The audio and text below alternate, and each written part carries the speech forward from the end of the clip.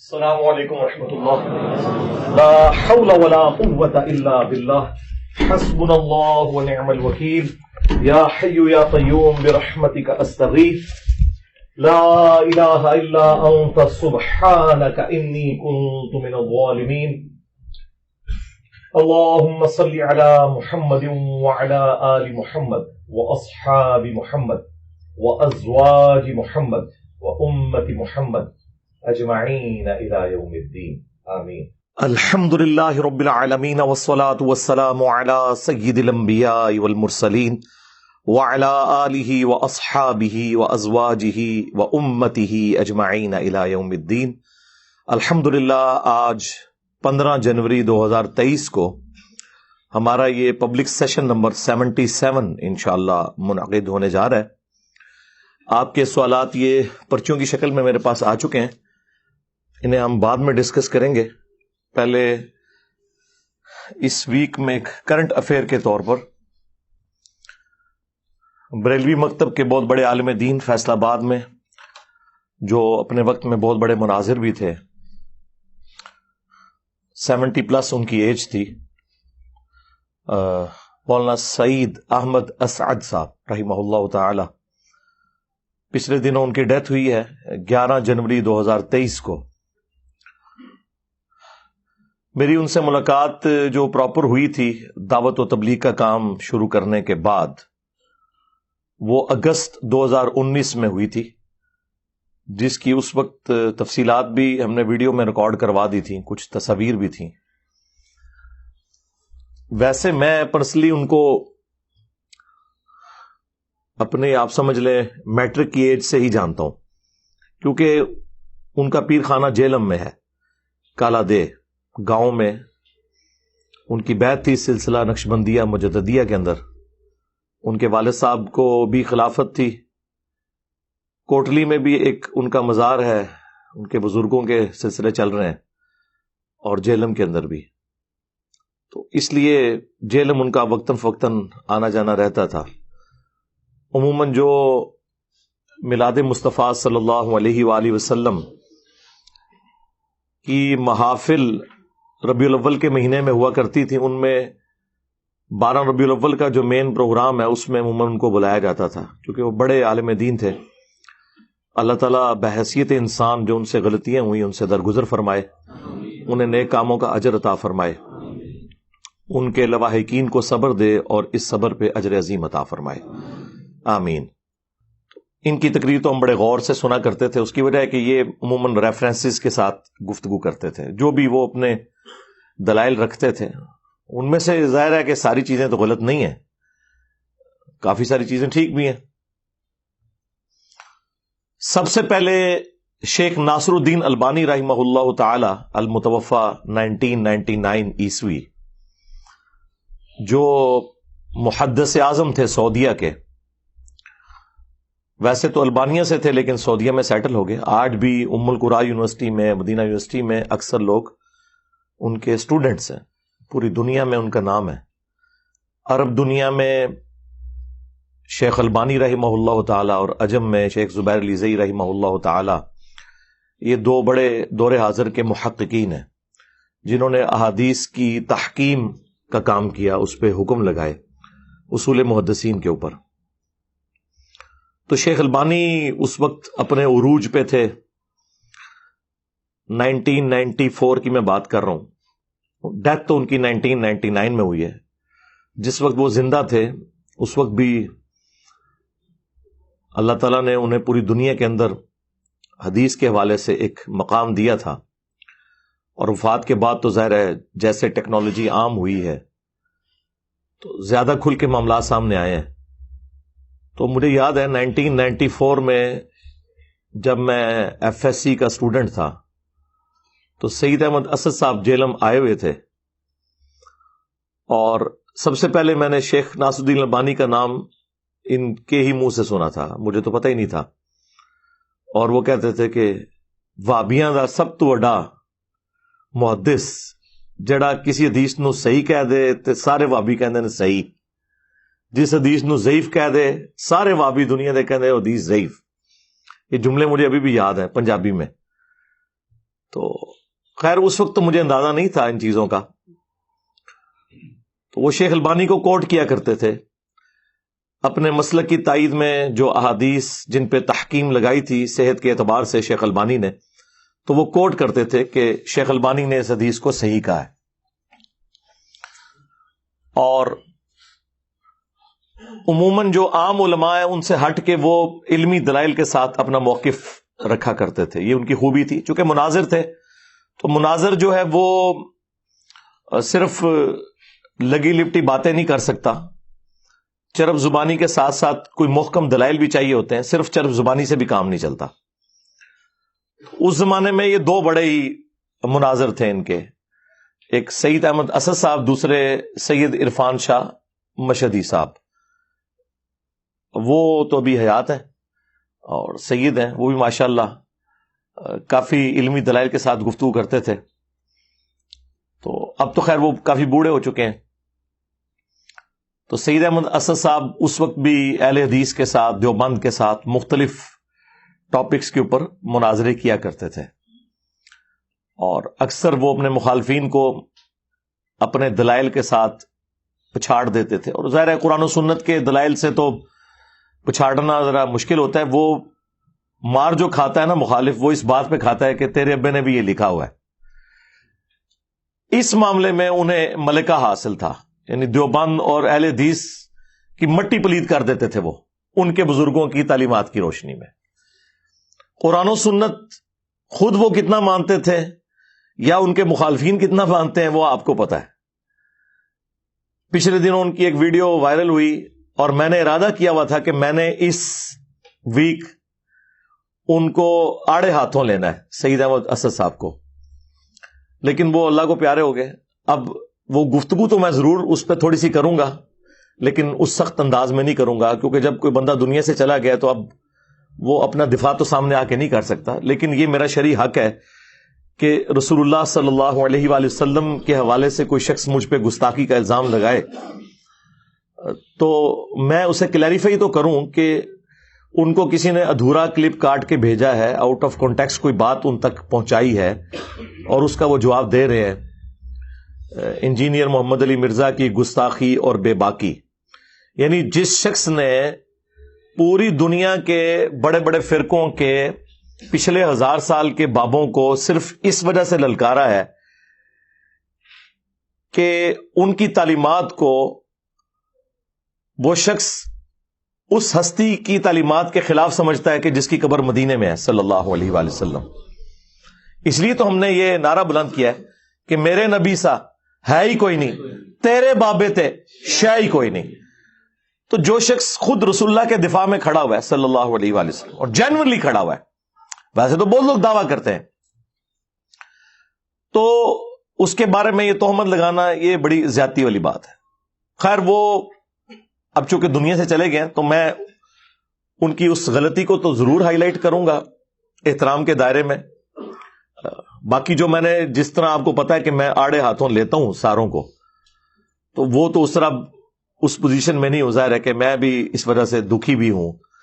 ان سے اچھا تعلق تھا, محبت کرتے تھے, فون بھی بسا اوقات ان کا آ جایا کرتا تھا مجھے, اور آخری وقت میں وہ کافی حد تک تھنک آؤٹ آف باکس کرنا شروع ہو گئے تھے مختلف مسالک کے حوالے سے. خود وہ کٹری تھے اپنے مسلک میں, لیکن ایٹ لیسٹ تھوڑی سی جو ایک مناظرانہ سوچ کسی زمانے میں ہوتی تھی نا, اس سے نکل کے وہ باقیوں کے سٹیجز پہ بھی جانا شروع ہو گئے تھے, دیوبند کے پاس بھی, اہل حدیث کے پاس بھی. تو انہوں نے میرا ایک کلپ جو ان کو کہیں سے ملا اڑتا اڑتا, یہ کلپ بازی جو میرے بارے میں کر رہے ہیں نا, ان کے بارے میں بارہا عرض کر چکا ہوں کہ یہ جو چھوٹا سا کلپ ہے نا, اگرچہ اس میں ہی بول رہا ہوں, میری ہی آواز ہے, لیکن وہ میرا کلپ نہیں ہے. میرا کلپ وہ ہوگا جو میرے چینل سے اپلوڈ ہوگا یا ہمارے کسی اسٹوڈنٹ نے پورے کانٹیکسٹ کے ساتھ اسے اپلوڈ کیا. اس کے علاوہ اگر یہ 5-5, 6-6, 7-7 سیکنڈ کی جو ویڈیوز آتی ہیں وہ میری ویڈیوز نہیں ہے. اب آپ سوچ رہے ہوں گے کہ میری ویڈیو نہیں ہے, جبکہ ہے ہی وہ میری ویڈیو ہے. اس لیے کہ مجھے بتائیں کیا قرآن یہ بات ماننے کے لیے تیار ہے کہ قرآن کی یہ آیت ہے لا تقربوا الصلاۃ, نماز کے قریب مت جاؤ. قرآن تو کہے گا کہ میری آیت تو ہے وَأَقِیمُوا الصَّلَاةَ، نماز کو قائم کرو. وَلَا تَكُونُوا مِنَ الْمُشْرِكِينَ، اور مشرک نہ ہو جاؤ. ہم قرآن سے عرض کریں گے کہ نہیں، قرآن میں ہم نے خود پڑھا ہے لا تقربوا الصلاۃ، نماز کے قریب مت جاؤ. تو قرآن کہے گا میری اس طرح کی کوئی آیت نہیں ہے. ہم کہیں گے سورہ نساء میں لکھی ہوئی ہے. تو قرآن پاک کیا جواب دے گا کہ یہ آیت نہیں ہے میری، اگرچہ وہ ٹکڑا ضرور میچ کرتا ہے لیکن میری آیت ہے لا تقربوا الصلاۃ وانتم سکارا، نماز کے قریب مت جاؤ جب تم نشے کی حالت میں ہو. آپ لاکھ چیخیں کہ پہلا حصہ تو تیرا ہی ہے نا، لیکن قرآن کہے گا میں نے یہ کہا ہی نہیں ہے. قرآن یہ کہنے کے لیے تو لا تقربوا الصلاۃ نہیں بول رہا تھا نا کہ نماز کے قریب مت جاؤ، وہ تو اس لیے بول رہا تھا کہ نشے کی حالت میں ہو تو نماز کے قریب مت جاؤ. لا تقربوا الصلاۃ تو کوئی بھی بول سکتا ہے، ہر کافر بولے گا نماز کے قریب مت جاؤ. قرآن کا جز ہو کے بھی وہ قرآن کی آیت نہیں ہے، اگرچہ قرآن میں موجود ہے. بالکل اس طریقے پہ اگرچہ میرا ہی کلپ ہو 4-5 سیکنڈ کا، میں ہی بول رہا ہوں، وہ میرا کلپ نہیں ہے کیونکہ میں وہ تو بول ہی نہیں رہا. ہم لاکھ قرآن سے کہیں کہ ان اللہ هو المسیح ابن مریم، بے شک اللہ ہی عیسیٰ ابن مریم ہے، یہ قرآن میں لکھا ہوا ہے سورۃ المائدہ میں آیت نمبر 72. قرآن کہے گا میرے اندر ایسی کوئی آیت موجود نہیں ہے.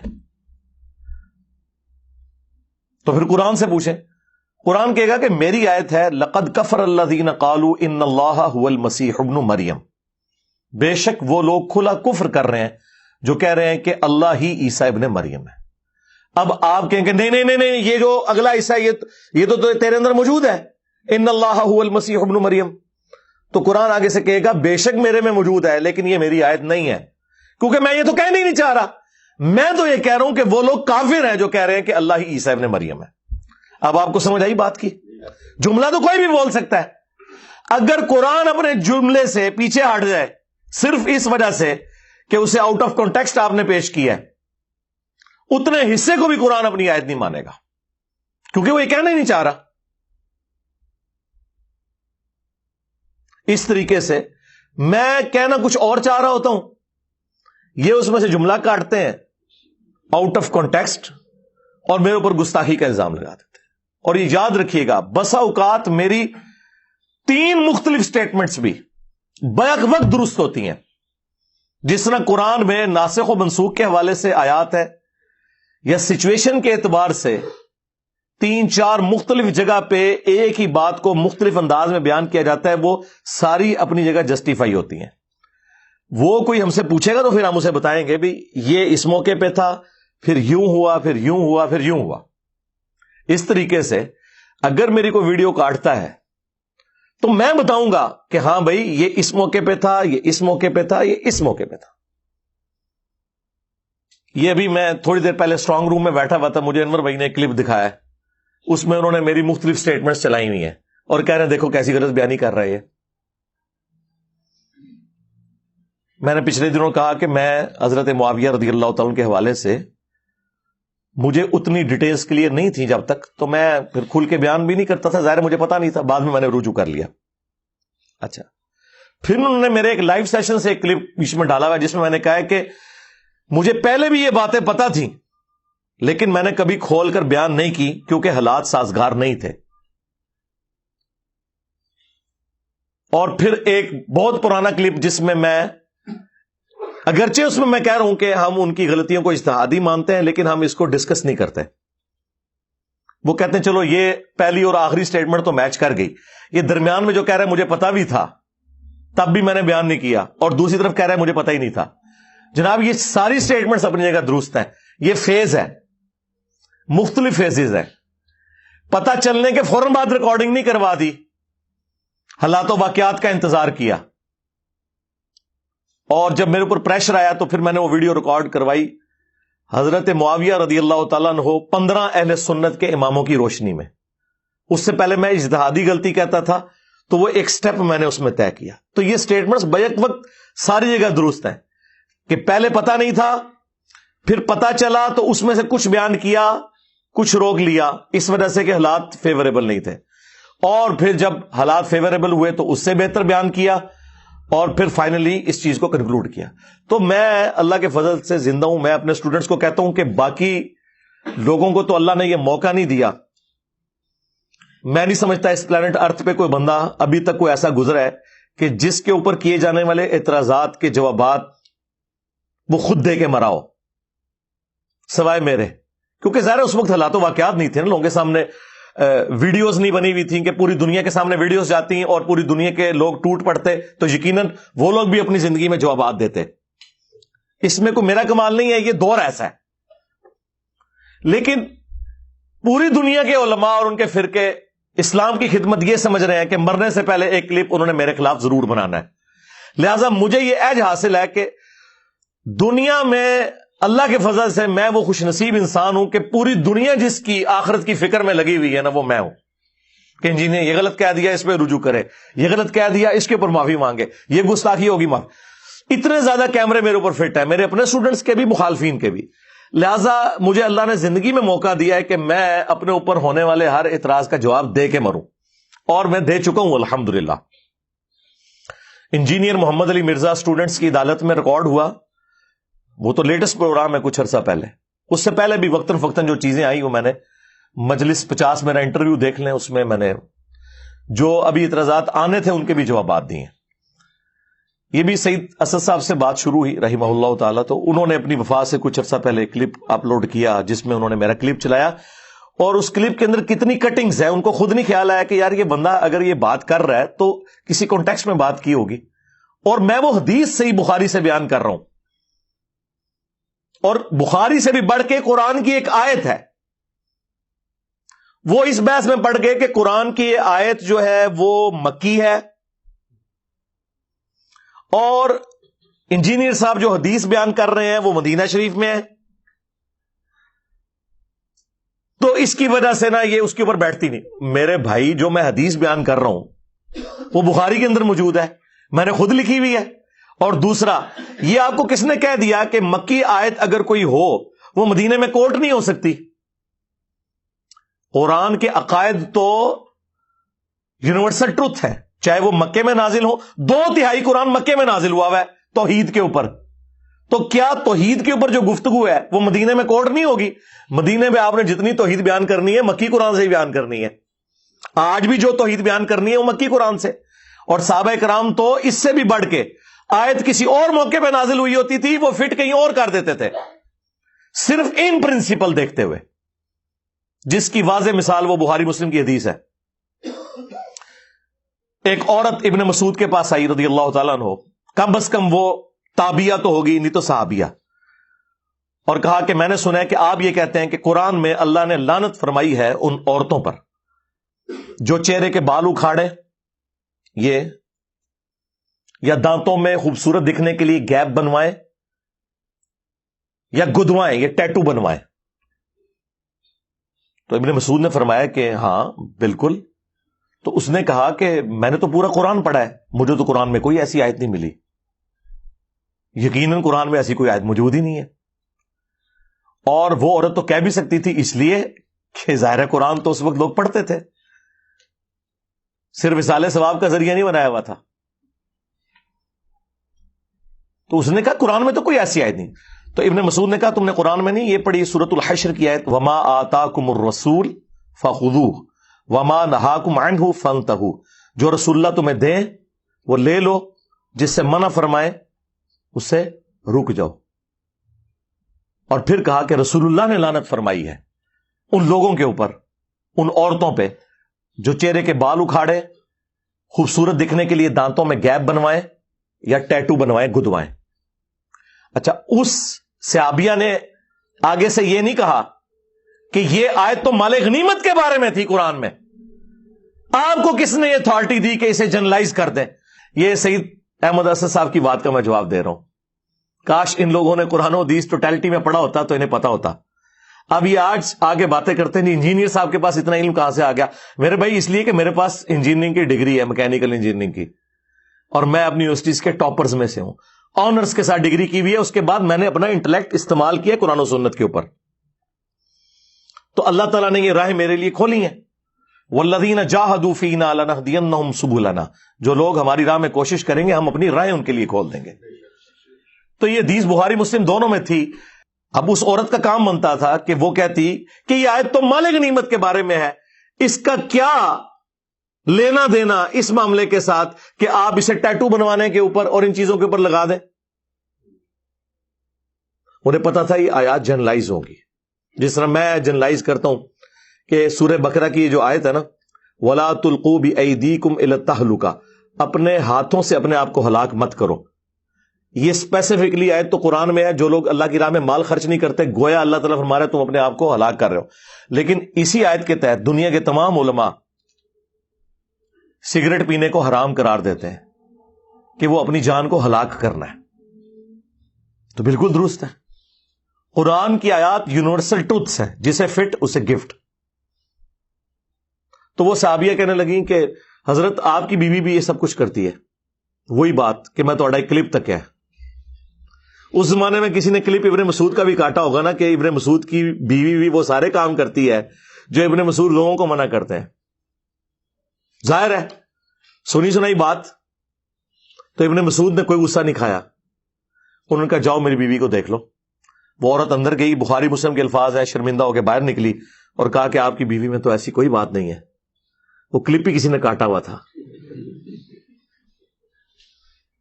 تو ابن مسعود نے آگے سے ایک جملہ بولا. انہوں نے کہا کہ اگر میری بیوی یہ کرتی ہوتی تو ابن مسعود کی بیوی نہ ہوتی کہ رسول اللہ کی نافرمان ہو، کہ اللہ کے نبی تو لعنت فرمائے ایسی عورتوں پہ، اور میری بیوی ہو. اب آپ اس طرف آ جائیں جو سید اسد صاحب رحمہ اللہ تعالی کو کسی نے مس لیڈ کیا.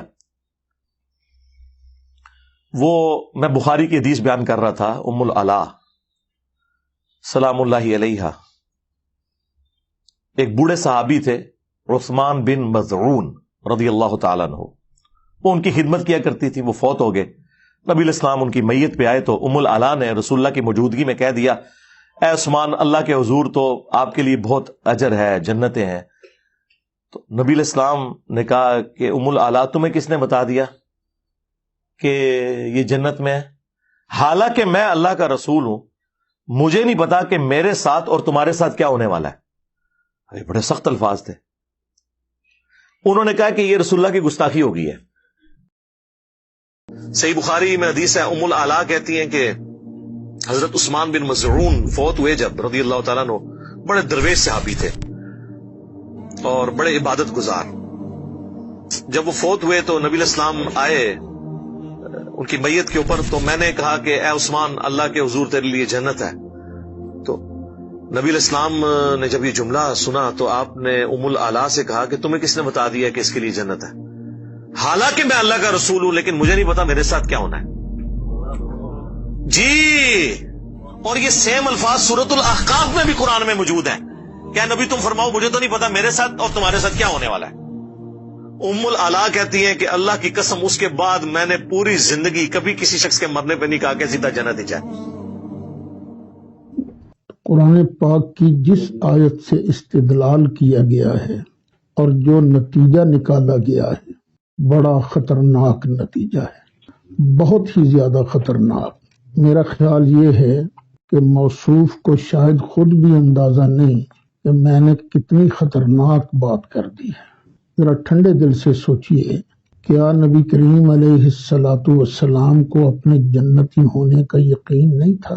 اب اگر یہ عقیدہ رکھ لیا جائے کہ نبی پاک علیہ السلام کو تو خود پتہ نہیں تھا کہ میں نے جنت جانا ہے کہ نہیں جانا، تو بھئی کس طرح ہم لوگوں کو نبی کریم علیہ السلام کا کلمہ پڑھنے کی دعوت دے سکتے ہیں؟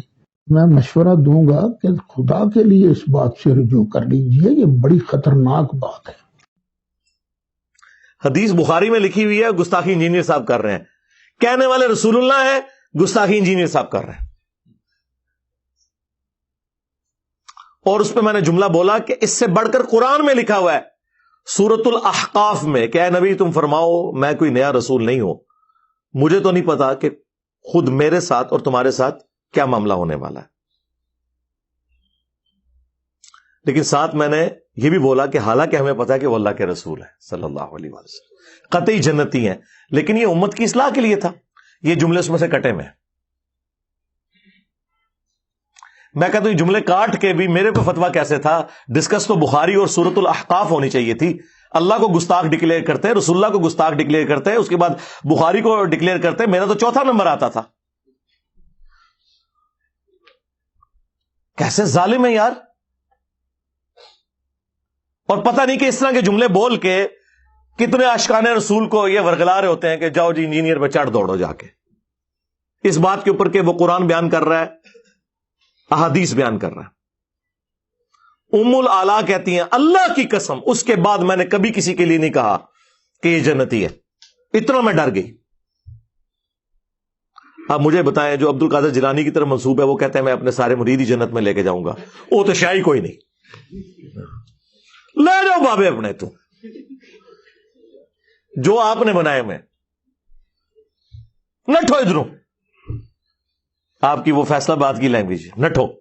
اور میرا جو یونیورسٹی کا ایک روم میٹ تھا نا تو وہ کمالیہ کا تھا، تو مجھے کافی ساری وہ پنجابی نا فیصلہ باد والی بھی اداں تے اداں، ٹھیک ہے، نٹھو، تو یہ سارے ہم تو بولتے ہیں نسو ادھروں. یہ انہوں نے کہانیاں بنائی ہوئی ہیں. خیر وہ کچھ دنوں بعد ام العلا نے خواب دیکھا، اس میں انہوں نے حضرت عثمان بن معزون کا ایک چشمہ دیکھا، پھر حضور کو آگے بتایا، آپ نے فرمایا یہ اس کا عمل ہے. یعنی وہ خواب میں غیبی خبر ملی اور اس خواب کی بھی تصدیق وقت کے پیغمبر نے کی اور پھر کنفرم ہو گیا کہ اللہ تعالیٰ نے انہیں جنت میں بھیجا ہے. لیکن الحمدللہ اس پوری حدیث سے ایک عقیدہ کلیئر ہوا ہے. مجھے تو حیرانگی ہے کل کو آپ کے سامنے کوئی یہ آیت پڑھے جو قرآن میں کم از کم 3 دفعہ آئی ہے، سورۃ الانعام کے اندر، سورہ الزمر کے اندر، سورہ یونس کے اندر، قل انی اخاف ان عصیت ربی عذاب یوم عظیم. اے نبی تم فرماؤ کہ بالفرض، اب یہ ہم بریکٹ میں خود لگا رہے ہیں، اگر میں بھی اپنے رب کی نافرمانی کروں تو مجھے اس بات کا ڈر ہے کہ بڑے دن کا عذاب مجھے بھی آ پکڑے گا. یہ آیت میں پڑھوں تو کیا کوئی مسلمان مجھے یہ کہے گا کہ انجینئر صاحب کہتے ہیں کہ اللہ کے نبی کو قیامت میں نعوذ باللہ عذاب ہونے والا ہے؟ او بھئی یہ تو اللہ کہہ رہا ہے اور نبی سے کہلوا رہا ہے، اس لیے کہ تمہارا کوئی بابا یہ جرت نہ کرے کہ میں ادو تک جنت نہیں ورنا جو تو سارے مرید لے نہ جاواں. کتے نہ لے جاواں اوتے ہی جسے تو جانا ہے. جنت ہی جانا سوکھا نہیں ہے. بخاری مسلم دونوں میں حدیث ہے، نبی علیہ السلام نے اپنے ایک ایک رشتہ دار کو مخاطب کیا. جب قرآن کی آیت نازل ہوئی نا کہ اپنے قریبی رشتہ داروں کو ڈر سنائے، سورہ الشعراء کی، تو حضور نے کہا اے نبی کے چچا عباس، میرے مال سے جو لینا ہے لے لے، اگر اللہ نے تجھے پکڑ لیا میں اللہ کے حضور تجھے چھڑوا نہیں سکوں گا. اچھا عباس تو اس وقت مسلمان نہیں ہوئے تھے، یہاں تو پھر بھی کوئی گنجائش نکلتی ہے. پھر حضور نے اپنی پھوپھی کو مخاطب کیا جو مسلمان ہو چکی تھی، سیدہ صفیہ سلام اللہ علیہ. اے نبی کی پھوپھی صفیہ، میرے مال سے جو لینا ہے لے لے، اگر اللہ کے حضور پکڑی گئی تو میں تیرے کچھ کام نہیں آؤں گا. اور سب سے بڑھ کر جنتی عورتوں کی سردار جو بخاری مسلم میں ہے، سیدہ فاطمہ سلام اللہ علیہ، اے نبی کی بیٹی فاطمہ، میرے مال سے جو لینا ہے لے لے، اگر اللہ کے حضور پکڑی گئی تو میں تیرے کچھ کام نہیں آؤں گا. مجھے بتائے ان آیات اور ان احادیث کے ہوتے ہوئے بابے تے شاہی کوئی نہیں. اندازہ کریں. لہذا انہوں نے آپ کے ساتھ بالکل ٹھیک کیا ہے کہ قرآن حدیث ڈائریکٹ نہیں پڑھنا، گمراہ ہو جاؤ گے. ہاں، کیونکہ جن عقیدوں پہ وہ لوگ ہیں یا وہ آپ کو سکھانا چاہتے ہیں ان سے آپ گمراہ ہو کے اپنی نسبت اس کے ساتھ جوڑ لیں گے جس کی قبر مدینے میں ہے صلی اللہ علیہ وآلہ وسلم. یہ تو قرآن، مطلب قرآن تو ان کی موت بنا ہوا ہے. اور میں یہ بھی نہیں کہتا کہ قرآن آپ ہمارا ترجمہ مان لیں، آپ اعلیٰ حضرت کا ترجمہ پڑھ لیں. اور آج کے زمانے میں تو یہ پڑھے لکھے بندے کو بحث ہی نہیں کرنی چاہیے ترجمے والی. اب کون سا زمانہ رہ گیا؟ آج تک کسی انگلش کے پروفیسر کو لڑتے ہوئے سنا کہ ایک جملے کا ترجمہ کوئی اور کر رہا ہو، دوسرا کوئی اور، یا CNN کے اوپر یا BBC پہ ایک پٹی نیچے چلے اور آدھا پاکستان اس کا ترجمہ کچھ اور کر رہا ہے خبر کا اور آدھا اور کر رہا ہے؟ قرآن کے ساتھ یہ ظلم کیوں ہے؟ اس لیے کہ قرآن کا ترجمہ بھی ایک ہے، مولوی بڑھیا ہوا ہے وچ، وہ ماننا نہیں چاہتا ایاک نعبد و ایاک نستعین کو، اس لیے وہ اس میں آپ کو کہے گا نہیں یہ نہیں ہوتا تو وہ نہیں ہوتا تو وہ نہیں ہوتا تو یہ ہوتا ہے.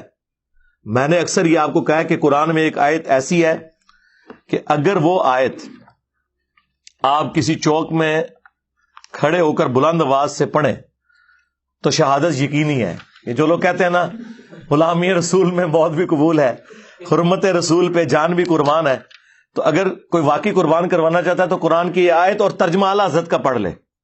میں یہ نہیں کہتا کہ میں جو ترجمہ کر رہا ہوں وہ پڑھے, اعلیٰ حضرت کا ترجمہ پڑھے.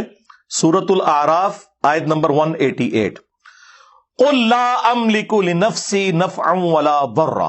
اے نبی تم فرماؤ میں تو اپنی جان کے حق میں بھی کسی نفع اور نقصان کا مالک نہیں ہوں, الا ما شاء اللہ, ہاں مگر جو اللہ میرے لیے چاہے.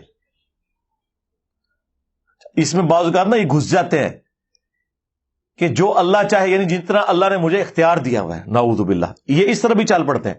قرآن تو یہ کہنا نہیں چاہتا کیونکہ اگلے الفاظ اسی آیت کے اس کی حفاظت کر رہے ہیں. وَلَوْ كُنْتُ أَعْلَمُ الْغَيْبِ, اگر میں خود سے غیب جان لیتا ہوتا, لَاسْتَكْثَرْتُ مِنَ الْخَيْرِ, تو میں خیر کثیر جمع کر لیتا. وَمَا مَسَّنِيَ السُّوءُ, اور مجھے کبھی بھی کوئی برائی نہ پہنچتی, کوئی تکلیف نہ آتی. کیونکہ اگر پہلے ہی پتا چل جائے کہ یہاں پہ تکلیف آنی ہے تو آپ بچ سکتے ہیں. اگر کسی شخص کو یہ پتا چل جائے کہ تم یہ روڈ کراس کرو گے تو ٹریلے کے نیچے آ جاؤ گے اتنے بجے اگر کراس کرو گے, اور مستقبل کی سی سی ٹی وی کیمرے کی ویڈیو آپ کو پہلے دکھا دی جائے, تو آپ نے پوری زندگی نہیں وہ روڈ کراس کرنی. یہی ہے نا. تو اگر مجھے پتا چل جاتا کہ ایسا ہونے والا ہے تو میں خیر, اور یہ واجب بھی ہے آپ پہ, یہ کوئی بزدلی نہیں ہے اگر آپ کو پتا چل جائے. اس لیے تو اگر کوئی برا خواب دیکھتا ہے تو صدقہ اور خیرات کرتا ہے. کیوں کرتا ہے؟ کہ تکلیف ٹل جائے, یہ ہمارا رائٹ ہے. تو نبی تم فرماؤ اگر میں خود سے غیب جان لیتا, ویسے تو نبی کو اللہ تعالیٰ غیبی خبر دیتا ہے, وہ تو قرآن میں واضح سورہ آل عمران کے اندر آیا. نبی تو ہوتا ہی وہ ہے جس کے پاس غیبی خبریں ہوں. وَمَا كَانَ اللَّهُ لِيُطْلِعَكُمْ عَلَى الْغَيْبِ, اور اللہ کی یہ شان نہیں ہے کہ تم عام لوگوں کے اوپر غیب کی کوئی اطلاع کرے. وَلَكِنَّ اللَّهَ يَجْتَبِي مِن رُّسُلِهِ مَن يَشَاءُ, بلکہ اللہ اپنے رسولوں میں سے جسے چاہتا ہے چن لیتا ہے. اور تمہارا کام ہے اللہ اور اس کے رسول کی خبروں پہ ایمان رکھنا. غیب کی اطلاع پیغمبروں کے پاس آتی ہے وحی کے ذریعے. تو اگر میں خود سے غیب جان لیتا تو خیر کثیر جمع کر لیتا, مجھے کبھی کوئی تکلیف نہ پہنچتی. ان انا الا نذیر و بشیر, میں تو نہیں ہوں مگر ڈر سنانے والا اور خوشخبری سنانے والا. لقوم یؤمنون, ایسے لوگوں کے لیے جو بات ماننا چاہیں, جو ایمان والے ہیں یا ایمان لانا چاہتے ہیں یا بات کا یقین کرنے والے ہیں. اور جو نہیں ماننا چاہتا, جو سویا ہوا ہے, اس کو تو آپ جگا سکتے ہیں. جو آنکھیں بند کر کے لیٹا آپ اس کو اٹھا نہیں سکتے. آپ مجھے بتائیں یہ آیت کو بیان کر سکتا ہے؟ اس میں تو کلیئر کٹ ہے کہ میں تو اپنی جان کے نفع نقصان کا مالک نہیں ہوں.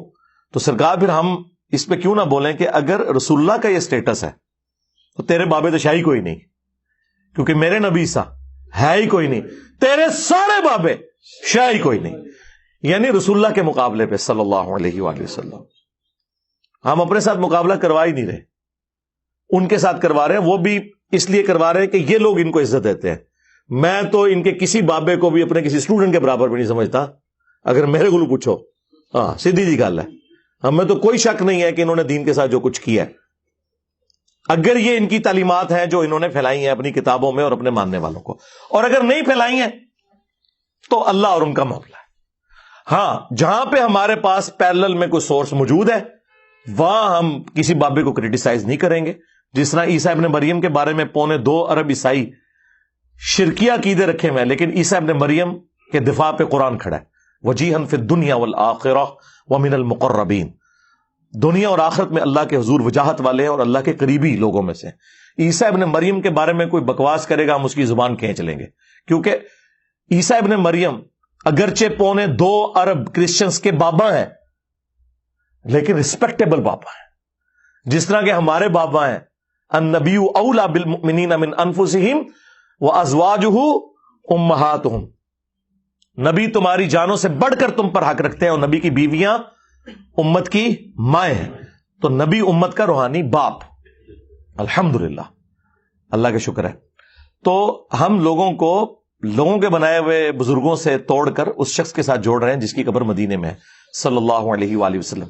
صلو علی محمد وآل محمد اللہم صلی علی محمد وعلی آل محمد واصحاب محمد وازواج محمد وامت محمد اجمعین الی یوم الدین آمین. اچھا، ایک اور کرنٹ ایشو جو آج کل سامنے آیا ہے تو بڑا مذہب کا خیز ہے، لیکن اب چونکہ ایک ویڈیو وائرل ہو چکی ہوئی ہے لہذا ہماری رسپانسبلٹی ہے کہ ہمیں ایک فل ٹاس ملی ہے تو ایک چھکا مارا جائے باؤنڈری سے باہر. وہ پیر شلوار شاہ آپ نے ویڈیو دیکھی ہوگی. یعنی ابھی تک تو ہم نے سنا تھا گھوڑے شاہ، ٹھیک ہے جی، کتے شاہ بھی ہے ایک، سید بگیاڑ شاہ، یہ اسلام آباد ہائی وے کے اوپر مزار ہے. وہ اسٹیشن کتے کو بگیاڑ کہتے ہیں نا، سید بگیاڑ شاہ. کاواں علی سرکار بھی تسی سنیا سی، بلیاں علی سرکار بھی، ٹھیک ہے جی. اور اب یہ شلوار شاہ، پیر شلوار شاہ سرکار. کچھ بھی ہو سکتا ہے جی پاکستان کے اندر، تو آپ کچھ بھی ایکسپیکٹ کریں. جب جہالت ہوگی تو آپ کے سامنے یہ ساری چیزیں آئیں گی. تو وہ ویڈیو آپ دیکھیں، اس ویڈیو کے اندر باقاعدہ یعنی ایک مزار کے اوپر سینکڑوں کی تعداد میں مختلف کلرز کی شلواریں لٹکی ہوئی ہیں درخت کے اوپر. یعنی ٹاکیاں تو ہم نے دیکھی ہیں مختلف مزارات کے اوپر، وہ تو چلے کوئی بندہ لے کے جاتا ہے، شلواریں. اور وہ جو بندہ ویڈیو ریکارڈ کروا رہا ہے وہ کہہ رہا ہے کہ اس کے بارے میں لوگوں کا عقیدہ یہ ہے کہ جس کی کوئی منت یا مراد پوری نہ ہوتی ہو تو وہ شخص جو شلوار پہن کے آیا ہوا ہے نا وہ اتار کے وہاں لٹکائے گا، اور ساتھ کوئی ریزرو شلوار بھی نہیں لے کے آنی. السلام علیکم ورحمۃ اللہ وبرکاتہ. دوستوں، میں ابھی موجود ہوں پیر شلوار شاہ کے پاس. تو آپ دیکھ سکتے ہیں، دیکھیں ساری شلواریں ٹنگی ہوئی ہیں کے اوپر. ایک قبر بنی ہوئی ہے جس میں کسی نے آگ بھی لگائی ہے. اور یہاں آپ کو کیمرہ میں دکھا سکتے ہیں، دیکھیں یہ ساری شلواریں اوپر بھی ٹنگی ہوئی ہیں شلواریں. لوگ کہا جاتا ہے کہ جو جس کی بھی مراد اگر پوری کرانی ہو تو وہ یہاں پہ اپنی شلوار اتار کے لگا دے، اور دوسری شلوار لانا بھی منع ہے سختی سے، تو آپ کی مراد پوری ہو جائے گی. تو دیکھیں آپ دنیا کس طرف جا رہی ہے اور کون سی ترقی میں جا رہی ہے، اور ہم مسلمان دیکھیں کہاں پہ پھنسے ہوئے ہیں ان چیزوں میں. دیکھیں ساری شلواریں لگی ہوئی ہیں.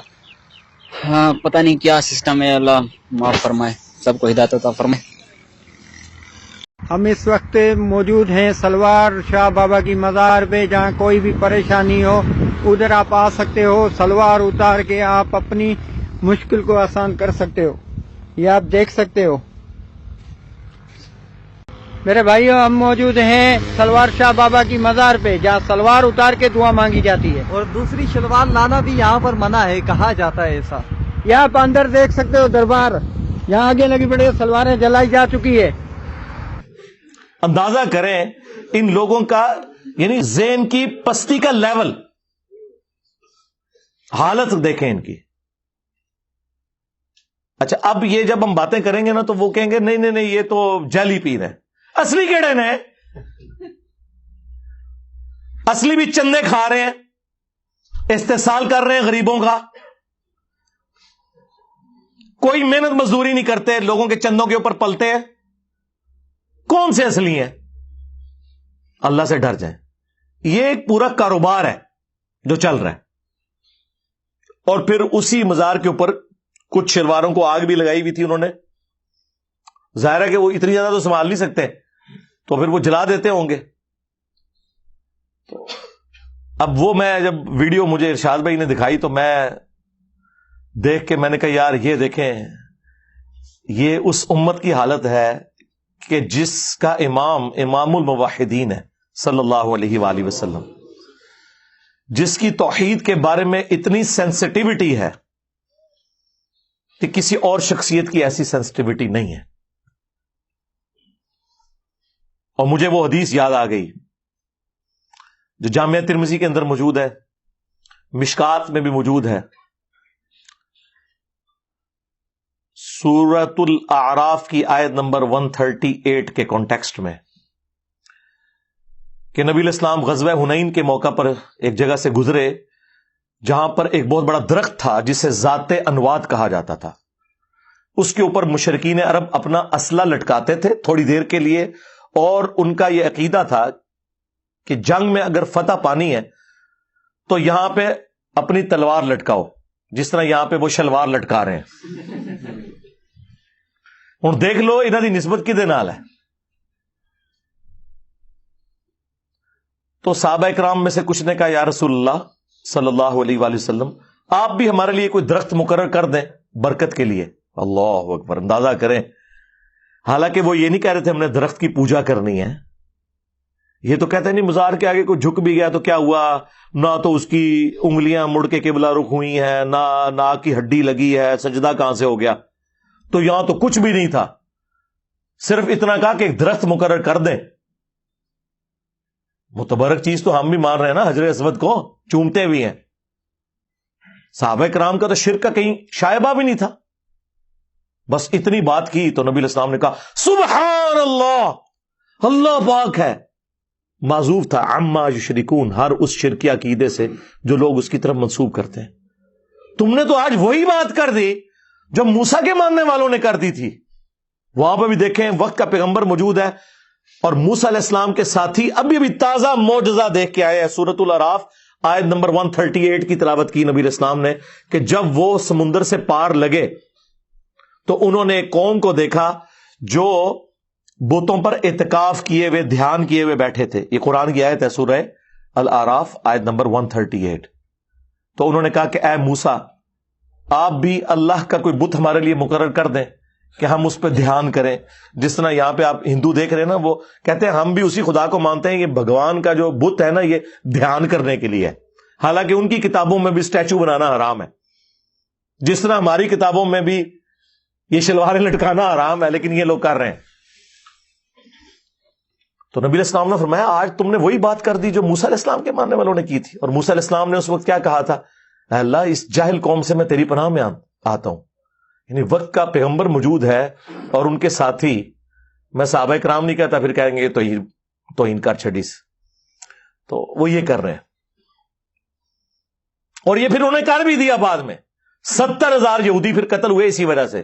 70,000 صحابہ حضرت موسیٰ کے قتل اس وجہ سے ہوئے کہ جب وہ کوہ طور پہ گئے تو انہوں نے پیچھے بچڑے کا ایک بت بنا لیا، معبود بنا لیا، سونا پگھلا کے سامری نے انہیں گمراہ کیا. بل ہو تو گئے.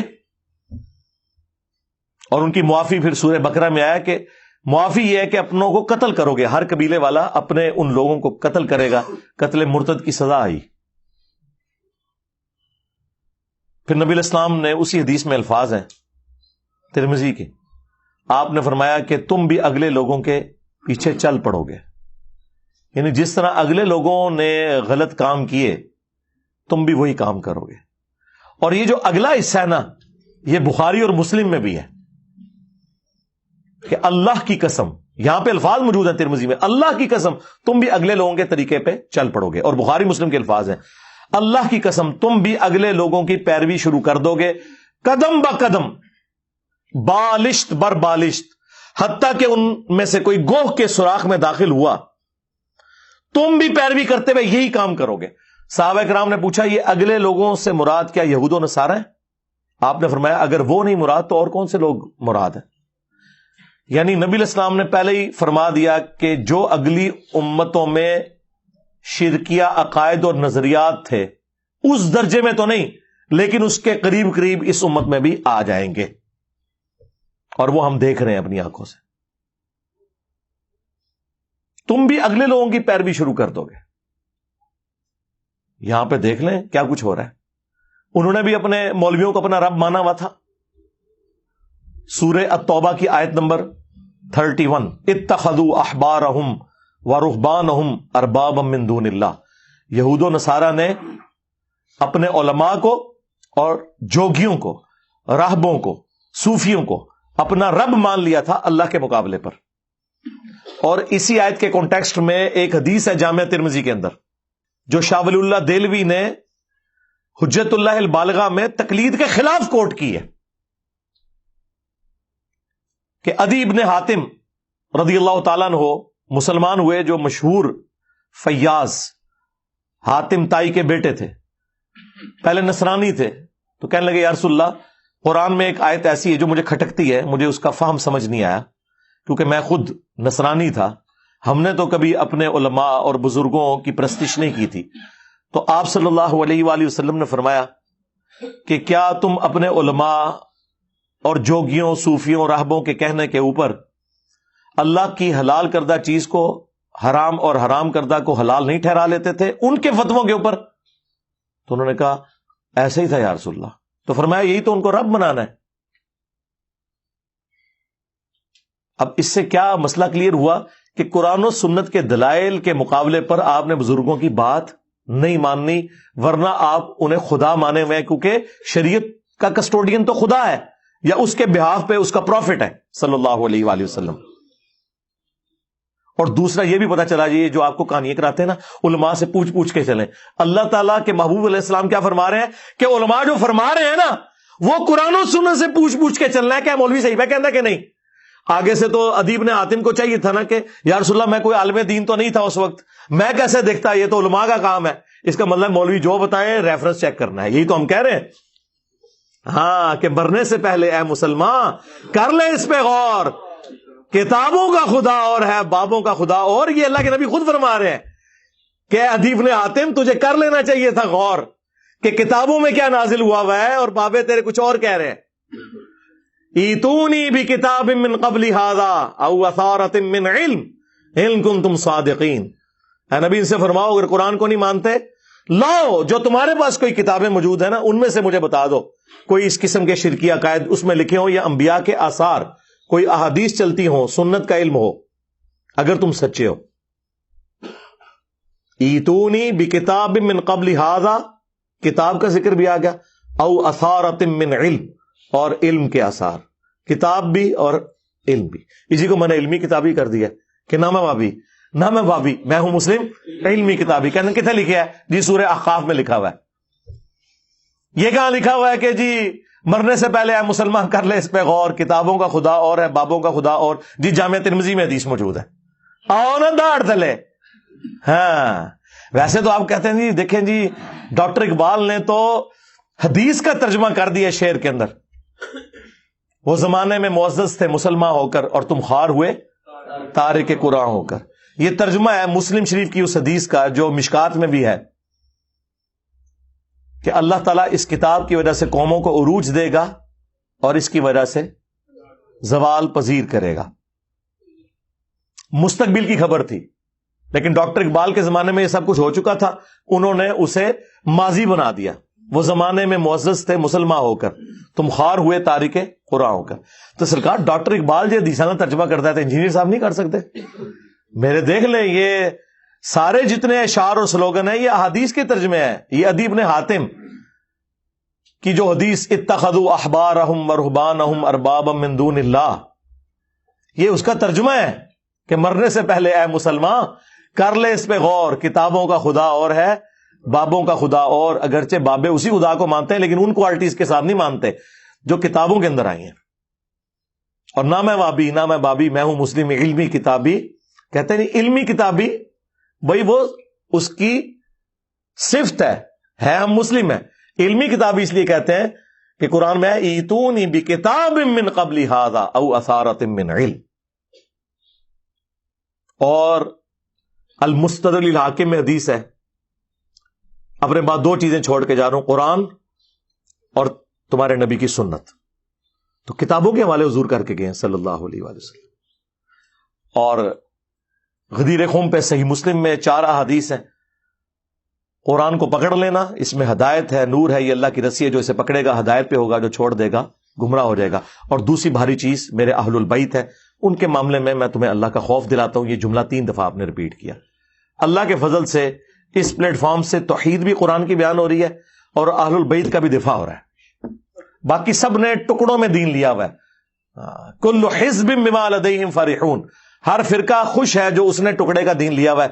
یہاں پہ ٹوٹیلٹی میں دین بیان ہو رہا ہے۔ اہل حدیث نے توحید بیان کی قرآن والی، اہل بیت پہ آگے ان کی موت ہو گئی۔ اہل تشیع نے اہل بیت کا دفاع کیا، اگرچہ اس میں غلو بھی کیا لیکن دفاع تو کیا۔ لیکن توحید کے معاملے میں آگے موت ہو گئی. اہل البیت کے ساتھ وہ عقیدے منسوب کر دیے جو اللہ کا حق تھا. یہ وہ پلیٹ فارم ہے جہاں پہ کبھی ریڈ لائن کراس نہیں ہوتی. ہاں، توحید گج وج کے بیان ہوگی اور اہل البیت کا بھی دفاع ہوگا، لیکن کوئی ریڈ لائن کراس نہیں ہوگی اللہ کے فضل سے، الحمدللہ. تو مجھے وہ شلوار شاہ سے یاد آیا کہ وہ شلواریں لٹکا رہے ہیں اور نبی علیہ السلام نے تو کوئی درخت مقرر نہیں کیا. آپ نے فرمایا کہ تم نے تو آج وہی بات کر دی جو موسیٰ علیہ السلام کے ماننے والوں نے کر دی تھی. تو نبی علیہ السلام کی آپ احتیاط کا لیول دیکھیں. آپ علیہ السلام نے اس درخت مقرر کرنے کو یعنی شرک کے ساتھ تشبیہ دے دیا. اس کو تو چھوڑ دیں، رسول اللہ نے اپنی قبر کے بارے میں فرمایا، مسند احمد میں حدیث ہے، اللہم لا تجعل قبری وثنا یعبد، اے اللہ میری قبر کو وہ بت نہ بننے دینا کہ لوگ اس کی عبادت شروع کر دیں. رسول اللہ نے اپنی قبر کو بت کہہ دیا. ہمارے لیے تو اس پلانٹ ارتھ پہ رسول اللہ کی قبر مبارک سے زیادہ کوئی عزت اور احترام والی جگہ نہیں ہے، کوئی دنیا کی قبر اس کا مقابلہ نہیں کرتی. لیکن نبی علیہ السلام فرما رہے ہیں اگر اس کے ساتھ بھی کوئی عقیدہ منسوب کرو گے تو وہ شرکی عقیدہ ہے. اسی لیے بخاری اور مسلم دونوں میں حدیث ہے، سیدہ عائشہ سلام اللہ علیہا ہماری ماں کہتی ہیں کہ نبی علیہ السلام کے آخری دن چل رہے تھے بیماری کے، وفات سے کچھ عرصہ پہلے. آپ کو جب تکلیف ہوتی تو آپ اپنے چہرہ مبارک سے چادر کو ہٹاتے اور بار بار ایک جملہ بولتے، لعن اللہ الیہود والنصارى اتخذوا قبور انبیائہم مساجدہ، اللہ کی لعنت ہو یہود و نصارہ پر جنہوں نے اپنے نبیوں کی قبروں کو سجدہ گاہ بنا لیا تھا. اور اما عائشہ کے آگے الفاظ ہیں بخاری مسلم میں کہ اگر ہمیں یہ ڈر نہ ہوتا کہ لوگ رسول اللہ کی قبر پہ سجدے شروع کر دیں گے تو ہم رسول اللہ کی قبر کو زیارت کے لیے اوپن کر دیتے، یعنی میں اپنے حجرے کی دیوار گرا دیتی، جب جس کا دل کرے وہ قبر رسول پہ حاضر ہوتا. لیکن ہمیں ڈر تھا کہ رسول اللہ ہمیں ڈرا رہے تھے. ادھر تو اما عائشہ کو کسی نے کہا کہ شرک تو ختم ہو چکا ہے. اس کے اوپر میں نے پوری ویڈیو ریکارڈ کروائی ہے جنہوں نے آؤٹ آف کانٹیکسٹ بات کی ہے. مجھے اپنے بات تم سے شرک کا خوف نہیں، وہ پوری ایک ڈاکٹرین ہے جو میں نے بیان کی ہے، وہ آپ میری ویڈیو دیکھ لیں. انہیں پتا تھا کہ بخاری میں حدیث موجود ہے. سیدنا عمر کہتے ہیں میں نے رسول اللہ کو ممبر پہ یہ بات کہتے ہوئے سنی تھی، دیکھنا میری شان کو اس طرح بلند نہ کرنا جس طرح نصارہ نے اپنے پیغمبر کو بڑھا دیا تھا.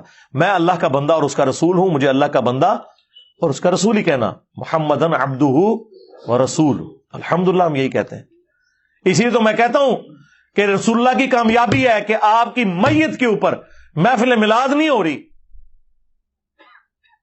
آپ کی میت کے اوپر نعتیں نہیں پڑھی جا رہی، بلکہ بخاری میں 4 جگہ وہ حدیث آئی ہے سیدنا ابو بکر آپ کی میت کے اوپر خطبہ یہ دے رہے ہیں کہ جب نبی علیہ السلام کی ڈیتھ ہوئی تو حضرت ابو بکر صدیق حجرہ عائشہ میں داخل ہوئے، رسول اللہ کے چہرہ مبارک سے کفن کو ہٹایا، آپ علیہ السلام کے ماتھے پہ بوسہ دیا اور کہا یا رسول اللہ، اللہ تعالیٰ آپ پہ 2 موتیں جمع نہیں کرے گا، ایک موت آپ کا مقدر تھی وہ آپ کو آ گئی. اور پھر باہر نکل کے ممبر پہ چڑھ گئے. حالانکہ حضرت عمر لوگوں کو کہہ رہے تھے کہ جو یہ کہے گا کہ رسول اللہ فوت ہو گئے میں اس کی گردن اتار دوں گا. تو حضرت ابوبکر نے خطبہ دیا اور کہا کہ عمر کو اس کے حال پہ چھوڑ دو. اور آپ نے پہلا جملہ اتنا گستاخانہ بولا حمد و صلات کے بعد، آج کی ڈاکٹرین میں 295 سی لگتی ہے اس کے اوپر، ہمارے نزدیک تو بالکل صحیح بولا، الا من کان یعبد محمدا فإن محمدا قد مات. کان کھول کر سن لو، جو بھی تم میں محمد کی عبادت کرتا تھا جان لے کہ محمد مر چکے. اندازہ کریں، میرے خلاف کلپ بنائے ہوئے، یہ کہتا ہے مر چکے. اوے ابو بکر صدیق نے کہا رضی اللہ تعالیٰ عنہ، ڈنگرو کس کو گستاخ کہہ رہے ہو؟ انجینئر کو نہیں، انجینئر کے امام کو گستاخ کہہ رہے ہو. ابو بکر صدیق رضی اللہ تعالیٰ عنہ، یہ ان کا خطبہ ہے. اور اس سے بڑھ کر یہ ہے ہی جملہ بھی فرضی تھا. صحابہ میں کون حضور کی عبادت کرتا تھا؟ یہ ہوتے تنو اور کوئی نہیں گل نبی، تو یہی گل کہنی ہے تھے. تو پڑھ وما ارسلنا کا الا رحمت للعالمین، تو پڑھ ان اللہ و ملائکتہ یصلون علی النبی صلی اللہ علیہ وآلہ وسلم. نہیں، صحابہ کو پتا تھا اس موقع پہ یہی بات، کیونکہ اس انسانیت نے سب سے بڑا شرک ایک نبی کے نام پہ ہی دیکھا ہے، عیسیٰ ابن مریم کے نام کے اوپر. ہاں، تم میں جو بھی محمد کی عبادت کرتا تھا جان لے کے محمد مر چکے. ومن کان یعبد اللہ فإن اللہ حی لا یموت. اور جو کوئی اللہ کی عبادت کرتا تھا وہ جان لے کہ اللہ زندہ ہے, اسے کبھی موت نہیں آئے گی.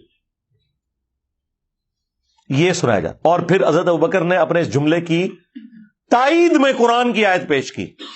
پہلے جو کچھ بولا وہ نہ آیت تھی نہ حدیث تھی, ان کا ذاتی فتویٰ تھا, لیکن انہوں نے ڈیڈکٹ کیا قرآن کی آیت سے.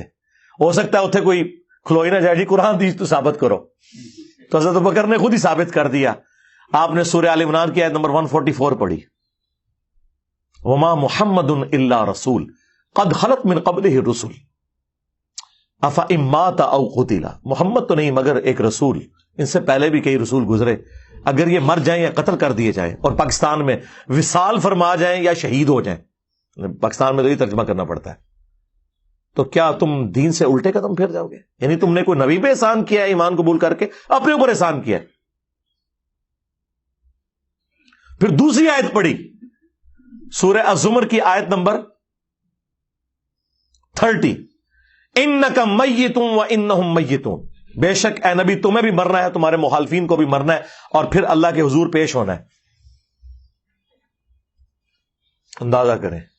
اور المستدرک للحاکم میں حدیث میں ایک تیسری آیت بھی پڑھی سورۃ الانبیاء سے, اس میں بھی اس بات کا ذکر موجود تھا کہ اگر رسول اللہ کو موت آئے گی تو آپ کے مخالفین کو بھی موت آ جائے گی.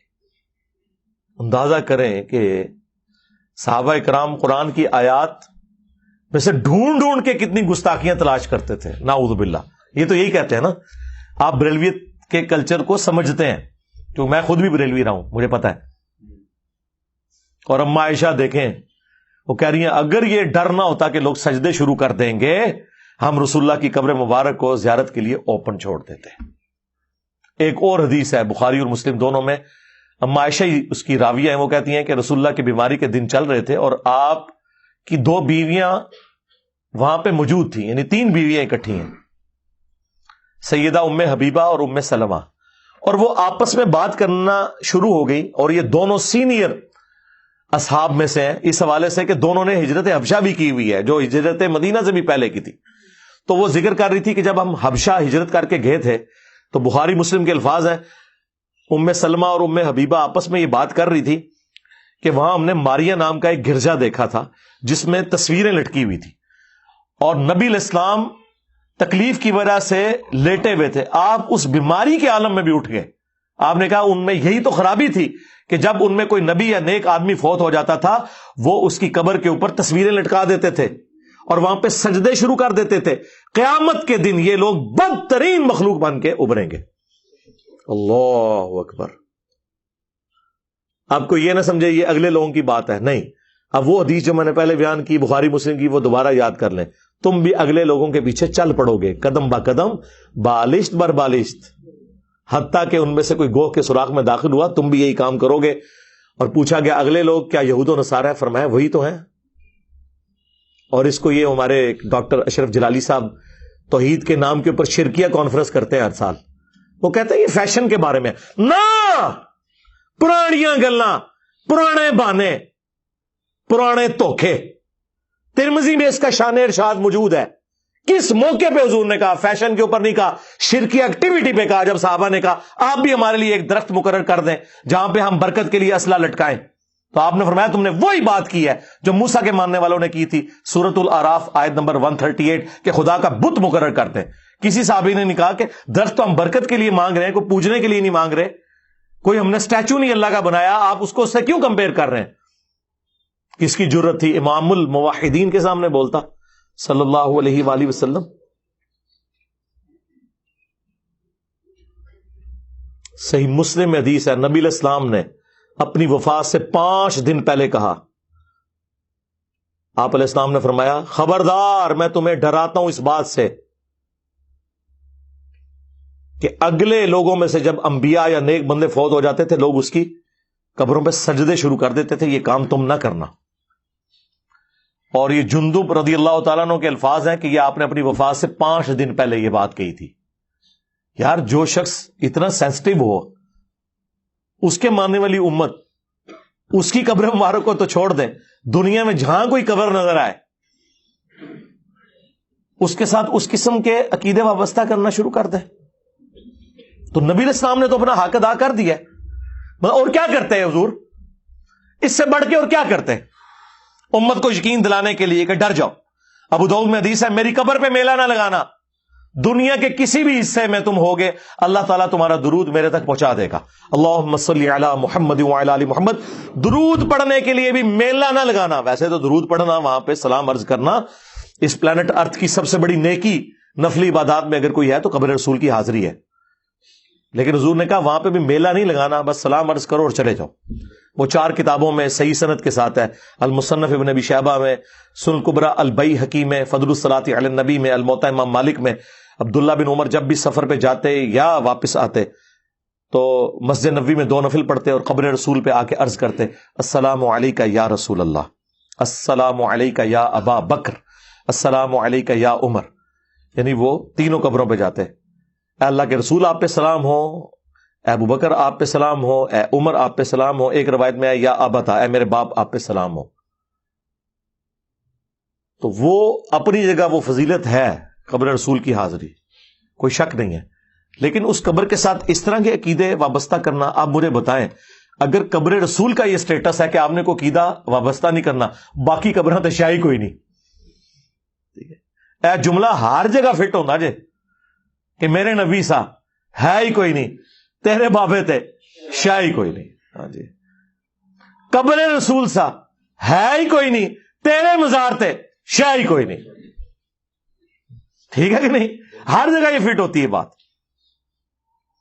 تو نبی علیہ السلام کے ساتھ اپنا رشتہ مضبوط کریں، جنہوں نے آپ کے کام آنا ہے قیامت کے دن انشاءاللہ تعالی. شفاعت کے ہم نے حقدار ہونا ہے اگر نبی علیہ السلام کی سچی پیروی کی. صلو علی محمد وعلی محمد، اللہم صلی علی محمد وعلی آل محمد واصحاب محمد وازواج محمد وامت محمد اجمعین الی یوم الدین، آمین. ہاں جی، آپ کے سوالات کا سلسلہ شروع کرتے ہیں جی، پرچیوں والا.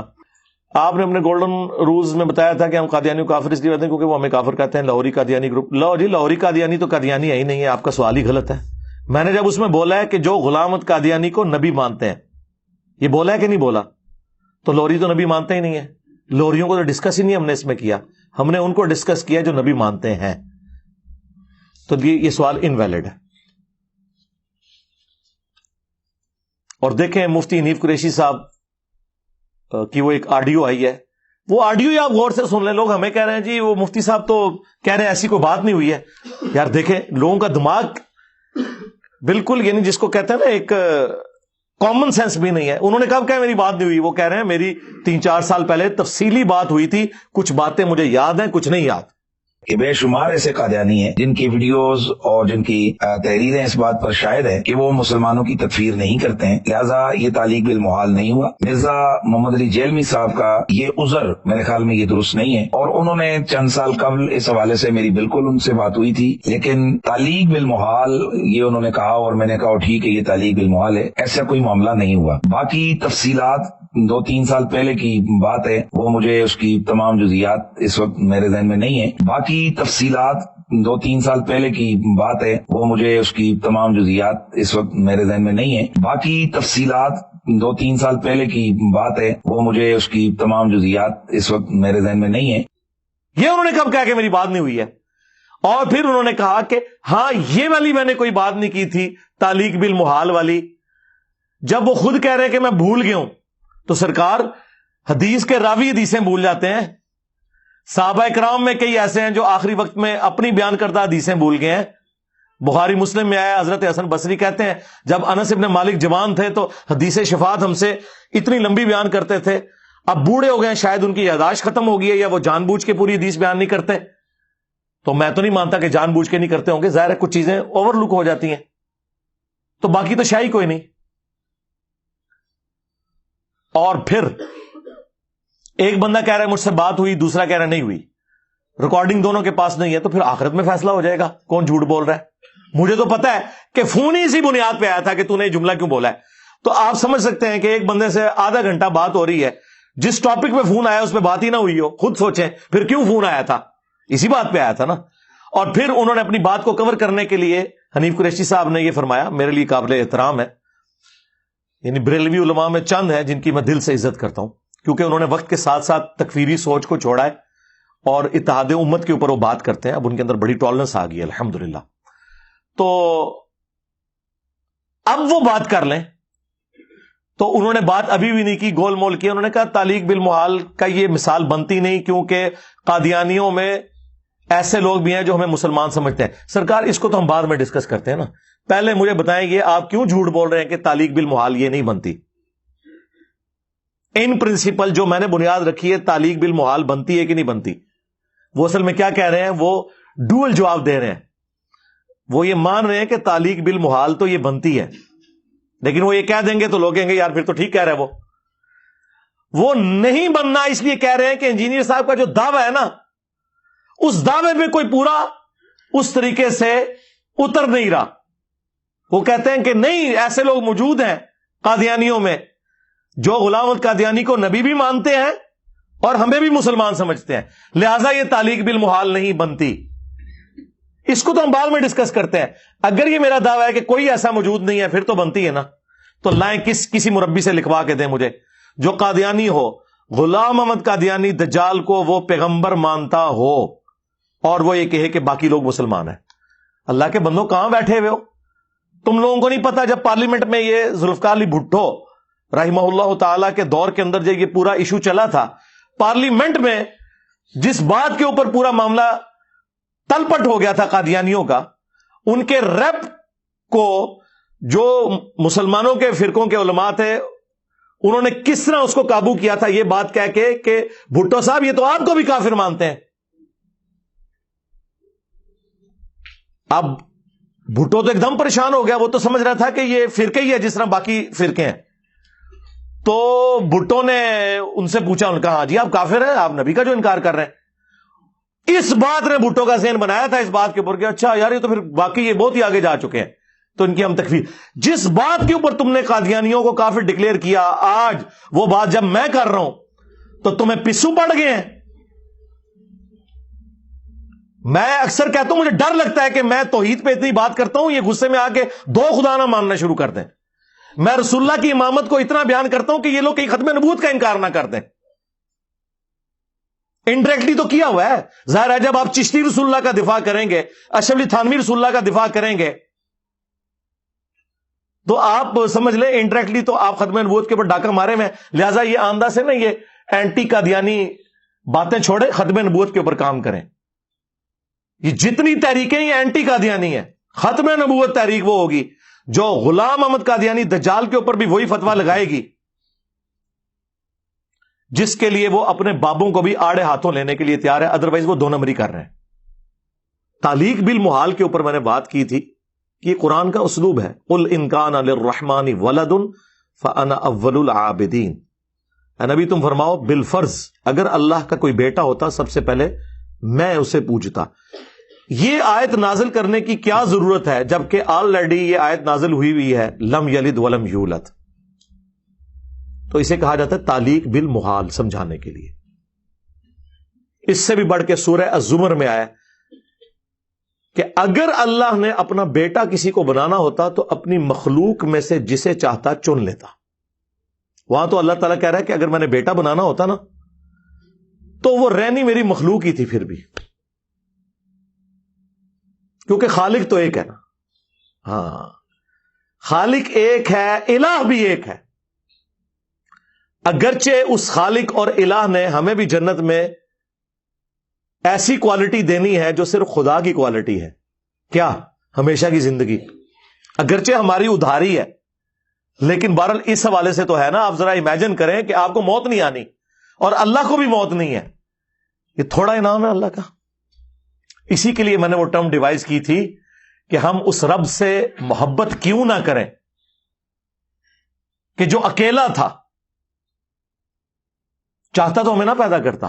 اس نے ہمیں پیدا کیا اور صرف 60 70 80 سال کی زندگی, اس میں سے بھی سونے کا پورشن اور بچپن کا پورشن نکال دیں تو چند سالوں کی زندگی اسے دے کر ہمیشہ کی زندگی آپ حاصل کر لیں اس حال میں کہ وہ اپنے ساتھ آپ کو شامل کر لے کہ جنت میں آپ کا حکم چلے, جو آپ خواہش کریں وہ آپ کے سامنے آ جائے. اللہ اکبر. یا جنت میں وائی فائی ہوگا, سب کچھ ہوگا بھائی. کسی آدمی کے وہم و گمان میں بھی وہ چیزیں نہیں گزری جو اللہ اسے جنت میں دے گا. بھیا سب کی اپنی اپنی چھوٹی چھوٹی خدائیاں ہوں گی, اب اس سے زیادہ کیا چاہیے. بھیا سب کی اپنی اپنی چھوٹی چھوٹی خدائیاں ہوں گی, اب اس سے زیادہ کیا چاہیے. بھیا سب کی اپنی اپنی چھوٹی چھوٹی خدائیاں ہوں گی, اب اس سے زیادہ کیا چاہیے. اپنی خدائی ہوگی نا, یہ ہو جائے یہ نہ ہو. اپنی خدائی ہوگی نا, یہ ہو جائے یہ نہ ہو. اپنی خدائی ہوگی نا, یہ ہو جائے یہ نہ ہو. لیکن خالق اور مخلوق کا فرق ہے. الہ نہیں آپ بنے, اس کے لیے میں نے منی گاڈ کا لفظ استعمال کیا تھا. الہ نہیں بنے کہ معبود تو نہیں ہے نا. وہ اگلے دن ایک بھائی آ کہہ رہے وہ قرآن میں لکھا ہوا ہے کہ جی اگر اللہ کے ساتھ کوئی اور الہ بھی ہوتا تو زمین و آسمان کا نظام درہم برہم ہو جاتا. منو پہ دس دے جے جنہیں سارے بابے تو ہی تے پیچھے چک مارے منو پہ تو ہی سکھا دینے, منو آیتاں پہ پیش کر دینے. وہ ہے الہ, معبود, کلی اختیار وہ صرف اللہ ہی کا ہے. وہ جنت میں بھی کلی اختیار اللہ ہی کا ہے, لیکن اس نے ہمیں دیا. ہم اللہ کے مقابلے پہ نہیں ہیں, اللہ کے اختیار سے, اس ڈومین سے باہر نہیں نکل سکتے. نہیں جی وہ جنت میں خواہش کی جائے گی تو ملے گا. کن فیکون کیوں کہہ دیا سرکار؟ آپ تو یہ بات ہی نہ کریں, آپ تو دنیا میں کہتے ہیں چاہیں تو اشاروں سے اپنے کایا ہی پلٹ دیں دنیا کی, یہ شان ہے خدمت گاروں کی. سرکار کا عالم کیا ہوگا؟ آپ تو کن فیکون, اللہ تو پھر بھی کن فیکون کرتا ہے, آپ تو کہتے ہیں بابے کن فیکون بھی نہیں کرتے. اس سے بھی اوپر ایسے اشارہ کر دینے داڑ تلے نہ ٹھو, چلو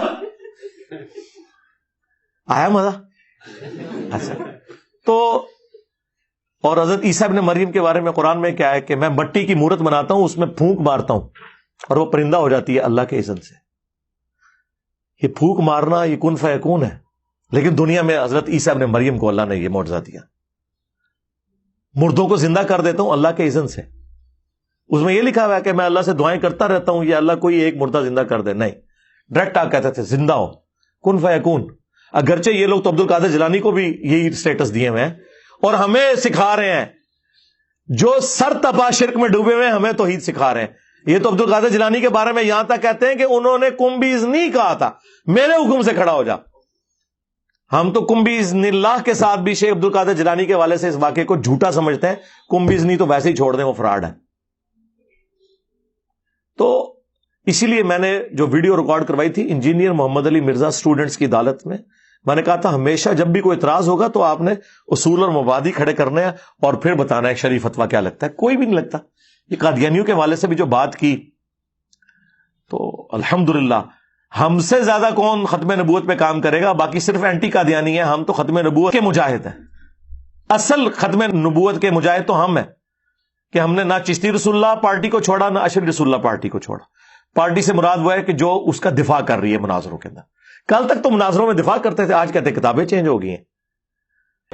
خواجہ نے کیا فرمایا؟ سنو کہ میں کون ہوں اور کیا ہوں.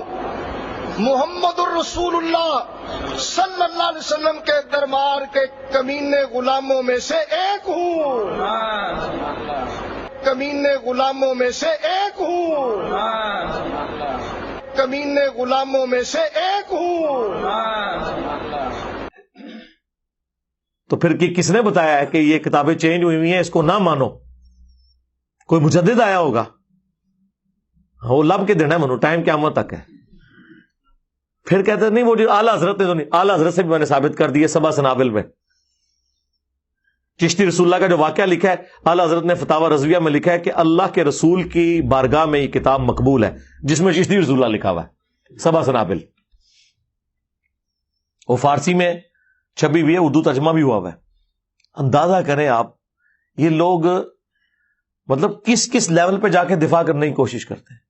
تو ہمارا چیلنج اپنی جگہ کے اوپر ہے کہ کبھی کوئی قادیانی جو غلام احمد قادیانی دجال کو پیغمبر مانتا ہے وہ آپ کو مسلمان مانے گا ہی نہیں.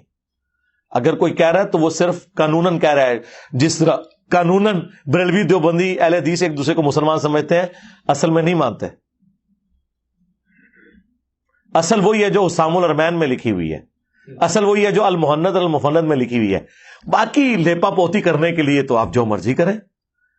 اللہ کے بندو، جن لوگوں نے شیعہ کا قتل عام کیا پاکستان میں، دیوبندیوں کی جن جماعتوں نے، ان جماعتوں کے امیر ٹی وی پہ آ کے کہہ رہے ہیں کہ ہم شیعہ کو مسلمان سمجھتے ہیں، حالانکہ وہ ساری ویڈیوز نعرے موجود ہیں، ٹوائلٹ پہ ان کی چاکنگ کرنا موجود ہے، لیکن نہیں، اب حالات نہیں ہے نا، کیونکہ ضرب عزب، رد الفساد اور FATF حافظہم اللہ اجمعین،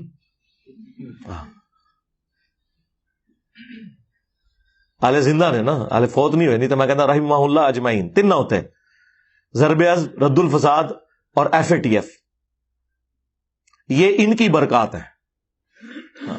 ادروائز آپ سوچے بھی نہ کہ یہ ابھی بھی نجی محفلوں میں وہی کچھ ہے، جمعے کے خطبوں میں وہی ہے، ٹی وی پہ آ کے ایک دوسرے کی لیپا پوتی کرتے ہیں. تو لہٰذا اگر کوئی اس طرح کی کوئی بات کرتا ہے، اللہ کے بندو ان پرنسپل چیزوں کو دیکھا کریں. ہماری طرف آنے کی ضرورت نہیں ہے، ہم نے قرآن و سنت سے دلائل سامنے رکھ دی ہیں. آپ کی مرضی، آپ قبول کریں، آپ کی مرضی آپ نہ قبول کریں، لیکن اگر آپ شرعی حکم بیان کریں گے پھر شرعی حکم کے لیے ایک اصول وضع کرنا ہوگا، اور اس اصول کے اندر جتنے لوگ آتے ہیں ان کے اوپر فتویٰ لگے گا. خود حنیف قریشی صاحب کی تو ویڈیو ہے کہ اگر کسی کی بات میں 99 مطلب کفر کے نکلتے ہوں اور ایک اسلام کا، تو اس پہ اسلام کا حکم لگے گا. جب تک کوئی کنفرم گستاخ رسول نہ ہو، آپ کسی کو قتل کرو گے، آپ قاتل ہو، آپ عاشق نہیں ہو کہ بھائی بندوق چکی، اپنی خود ہی فتویٰ، خود ہی مفتی، خود ہی جناب عمر، خود ہی جج اور خود ہی قاضی. ایسے نہیں ہے. تو تم کہاں سے آ گئے جنہیں نماز نہیں آتی اور تم یہ فتوے دو کہ کون گستاخ رسول ہے اور کون گستاخ رسول نہیں ہے؟ یہ مذاق ہے کیا؟ خبردار، خبردار، آگاہ رہو. جس طرح توہین رسالت کے حوالے سے معاملہ خطرناک ہے، اس طرح انسانی جان کے حوالے سے بھی معاملہ بڑا خطرناک ہے. 100 وجوہات کفر ہو کسی بندے کی تعویل میں ایک وجہ اس کی ایمان والی آ جائے، اسے مومن کنسیڈر کیا جاتا ہے. 100 وجوہات کفر ہو کسی بندے کی تعویل میں ایک وجہ اس کی ایمان والی آ جائے، اسے مومن کنسیڈر کیا جاتا ہے. 100 وجوہات کفر ہو کسی بندے کی تعویل میں ایک وجہ اس کی ایمان والی آ جائے، اسے مومن کنسیڈر کیا جاتا ہے. یہ آپ کہاں ہیں؟ آپ کو کیا پتا عام عوام کو کہ کیا چیز توہین پر منطبق ہوتی ہے اور کیا چیز جو ہے نا نہیں ہوتی. اور جس کی بات میں 100 کے 100 مطلب اسلام والے ہوں، اس کے اوپر یہ فتویٰ لگا دیتے ہیں اپنی طرف سے، اس کی طرف کفر منسوب کر کے، یعنی کہ یہ ناچیز، کیونکہ اس نے انہوں نے منجی ٹھوکی ہے. میں کوئی بات کروں، یہ کیا ہو گیا، انجینئر صاحب نے یہ کہہ دیا، اور اللہ کے فضل سے آج تک کوئی ایک بات ایسی نہیں نکلی. ورنہ تو میرے اسٹوڈنٹس نے مجھے نہیں تھا پکڑ لینا. یہ تیسری بار جو مرڈر اٹیمپٹ کرنے آیا ہے بندہ، اس کو عثمان بھائی نے کہا کہ یار یہ ہم نے داڑھی جو ہے صرف جھاڑی کے طور پہ رکھی ہوئی ہے، ہمیں اپنی قبر و آخرت کی فکر نہیں ہے. اگر انجینئر کو اس طرح کی بات کرے، تو بڑا مسلمان ہے ہم سے، ہم نہ اسے توبہ پہ آمادہ کریں. تو نے کیا بات سن لی ہے؟ تو ہمارے ساتھ جو بیٹھے ہوئے لوگ، یہ تم لوگوں سے پکے مسلمان ہیں. تم لوگ مسلمان اس لیے ہو کہ تمہارے ماں باپ نے کلمہ پڑھا ہوا تھا اور تمہارے علماء بینیفیشری تھے اس سسٹم کے، چندے کھائے تھے. یہ وہ لوگ ہیں جنہوں نے اللہ کے نبی کی محبت میں اپنے آباء و اجداد کو، اپنے بابوں کو چھوڑا ہے. آپ کیا سمجھتے ہیں کہ مجھے یہ چھوڑ دیں گے اگر میں کوئی غلط بات کروں گا قرآن و سنت کے خلاف؟ آپ کے سارے بابوں کا ایمان بھی جمع کریں نا، ہمارے ایک اسٹوڈنٹ کے برابر نہیں ہوتا. وہ بینیفیشری تھے جی، بابا پال رہا ہے جی، لاہورش بہ کے اتنے لوگوں کو کھوا رہا ہے. وہ بابا نہیں پال رہا، وہ تواڈے چندے پال رہے ہیں. آج گورنمنٹ چندے بند کرے نا تو اس مزار دے ہوتے تمہیں کتے پھرتے ہوئے نظر آن گے. صفائی کے لیے بھی کوئی بندہ نہیں ملے گا. چندوں کے اوپر پلتے ہو تم لوگ، چندوں سے خود کھاتے ہو اور تھوڑا سا عوام پہ لگا کے یہ کہتے ہو کہ بابا پال رہا ہے. اللہ سے ڈر جاؤ. کدھر تھے یہ بابے جب ٹھوک کے جاتے تھے دہشت گرد ان کے مزاروں کے اوپر؟ اور جو سب سے بڑے بابے دفن ہے نا بغداد کے اندر اور عراق کے اندر، ادھر تو امریکن بمباری میں کتنے مزار گر چکے ہیں. وہ بات کرنے والی کریں یار، کہاں بیٹھے ہوئے؟ اللہ سے ڈر جائیں. لہذا یہ جو اس قسم کی جو چیزیں آتی ہیں نا، ان پرنسپل دیکھا کریں، قرآن و سنت کے دلائل، دعوت کا کام کریں. ٹھیک ہے، انشاءاللہ یہ آخری سانسیں لے رہے ہیں ان کے فرقے، بلکہ میں تو کہتا ہوں سانسیں کا لے رہے ہیں کہ بس وہ کومے میں چلے گئے میں کسی وقت اطلاع آ جانی ہے. جدو وینٹیلیٹر تو ہٹنا ہے نا، انہاں دی میڈیکل ڈیتھ تے ہو چکی ہوئی ہے. ہاں دیکھیں نا جی، کوئی حالت دنیا کا ہر بندہ. میں حیران، میں رات کو اپنے بھائیوں سے کہہ رہا تھا کہ میں کئی سالوں سے اس انتظار میں ہوں کہ کوئی وہابی مولوی بریلویوں کے خلاف کلپ کوئی بنا دے. یہ دو گلے پھاڑنے والے بھائی ہیں، کوئی ان کا کلپ آپ نے بریلوی دیوبندیوں کے حاکم تو انہوں نے چڑھائے ہوئے ہیں کہ جی وہ بڑا ماشاءاللہ تقی عثمانی صاحب حافظہ اللہ تعالیٰ وہ کہہ رہا ہے، خادم رضوی صاحب کی تعریفیں کر رہے ہیں نا، خلاف بھی کو سنے نے کلپ نہیں. ادھر بریلویوں کو دیکھیں یہ خلاف کلپ بنا کے بتائیں سارے میرے خلاف. ایک شیعہ بچے تھے لیکن اللہ کے فضل سے ان 3 سالوں میں انہوں نے تو ساری پچھلی کسریں نکال دی ہیں، گالیاں تک نکالی آ کے مجھے. تو یہ کوئی دین کی خدمت کر رہے ہیں؟ ان کے نزدیک دین کی خدمت یہ ہے کہ مرنے سے پہلے ایک کلپ انجینئر کے خلاف میں نے ضرور بنانا ہے، بڑھاؤ. اچھا یہ ساری باتیں میں اس لیے نہیں کر رہا کہ میں کوئی مظلوم ہوں، نہ سرکار. جس طرح آپ کو حسین کا تعارف غلط کروایا گیا نا کہ حسین مظلوم تھے، حسین بہادری کی علامت ہے، مظلومیت کی علامت نہیں ہے. یہ کام کون کر سکتا ہے کہ اپنے بیوی بچوں سمیت اس طرح 3 بر اعظموں سے ٹکرا جائے؟ آپ نے بس رو کے محرم کے اندر یہ بتایا کہ بیچارہ کوئی مظلوم بابا ہے ایک کونے میں بیٹھا ہوا ہے جس کے بچے بھی قتل ہو گئے، اس کو بھی قتل کر دیا گیا، وہ مظلومیت کی بھیک مانگ رہا ہے. اسے تو پہلے ہی پتا تھا میرے ساتھ کیا ہونا ہے. بہادری کی علامت ہے. لہذا میری ویڈیوز میں بھی کہیں آپ نے نہیں یہ سمجھنا، ویسے تو میں پوری کوشش کرتا ہوں کسی کو اس طرح کا وہم بھی نہ آئے، پھر بھی اگر کسی کے دماغ میں ہے نا کہ یہ مولویوں کے میرے خلاف جو کلپ آتے ہیں اس کے اوپر میں جو ان کا منہ توڑتا ہوں تو اس کی وجہ سے میں کو پریشان ہو رہا ہوں، نہ، یہ میں آپ کو بتا رہا ہوں کہ یہ لوگ آپس کے اختلافات بھول کے ادھر آ گئے ہیں کیونکہ انہیں پتا چل گیا ہے ساڑی منجی ٹوک گئی. اور یہ میں چیخو پکار اس لیے کر رہا ہوں کہ آپ کے سامنے ان کو ایکسپوز کروں اور ان سے میں کہوں گا اور بڑھاؤ. ہاں کیونکہ میری بیٹری چارج ہی آپ لوگوں کے کلپ سے ہوتی ہے. ہاں میری خوراک ہے یہ کلپ، جتنے آپ بنائیں گے نا اتنی میں منجی ٹھوکاں گا. اور لال رومال والی منجی ٹھوکی ہے نا، کیسا وہ اونوی نکلے آتے آئیں بائیں شائیں کرتا ہے، وہی گلاں کرتا ہے جیڑی پہلے میں جواب دے چکے ہیں. لیکن دیکھ لیں بے عزت ہو رہا ہے. تو وہ میں نے اپنے ہمارے بھائی ہیں عمار بن یاسر کے نام سے انہوں نے ایک چینل بنایا ہے، میں نے کہا اس کی نئی ویڈیوز بھی جتنی آئے نا وہ میرے کلپ لگا، وہ ایک ایک بات کا جواب ساتھ دیتے رہے کہ یہ ہے یہی ہے، آدھی باتیں اٹھا رہے ہیں اور وہ اپنا رنگ اس میں بھرنے کی کوشش کر رہے ہیں. ضرورت ہی نہیں ہے. میں نے ہر چیز اپنے حوالے سے الحمدللہ کلیئر کی ہے. میرے کسی اسٹوڈنٹ کو ضرورت نہیں پڑے گی، یہاں صرف اتنی ضرورت ہوگی کہ میرے ویڈیو کلپس جوڑ کے تو ان کو جواب دے دے کہ یہ دیکھو کہ تمہارے بزرگوں کی منجی اپنی زندگی میں ٹھوک کے گیا تھا، یہ دیکھ لو کلپ. ٹھیک ہے. صلو علی محمد و آل محمد، اللہم صلی علی محمد و علی آل محمد. امام کے پیچھے سورہ فاتحہ پڑھنی چاہیے کہ نہیں؟ صحیح مسلم کی حدیث میں ہے کہ پوری نماز کی ہر رکعت میں قرات کریں. یہ جو حدیث ہے نا ابو ہریرہ رضی اللہ تعالیٰ عنہ کی، اس میں الفاظ ہیں اقرا بہا فی نفسک. وہ حدیث قدسی جو بیان کی تھی حضرت ابو ہریرہ نے رضی اللہ تعالیٰ عنہ. تو جب ان سے سوال پوچھا گیا کہ جب ہم امام کے پیچھے ہوتے ہیں تو کیا کریں، تو حضرت ابو ہریرہ رضی اللہ تعالیٰ نے کیا فرمایا؟ اقرا بہا فی نفسک، اپنے جی میں آہستہ آہستہ پڑھو. اب حضرت ابو ہریرہ سے ہی آپ نے پوچھنا ہے کہ جی میں پڑھنا کیا ہے، اور تو نہیں کوئی اس کی تشریح کرے گا. تو جز القراء امام بخاری کی کتاب میں حضرت ابو ہریرہ کا قول ہے کہ امام کے 2 سکتے ہوتے ہیں، ایک فاتحہ سے پہلے اور ایک رکوع سے پہلے.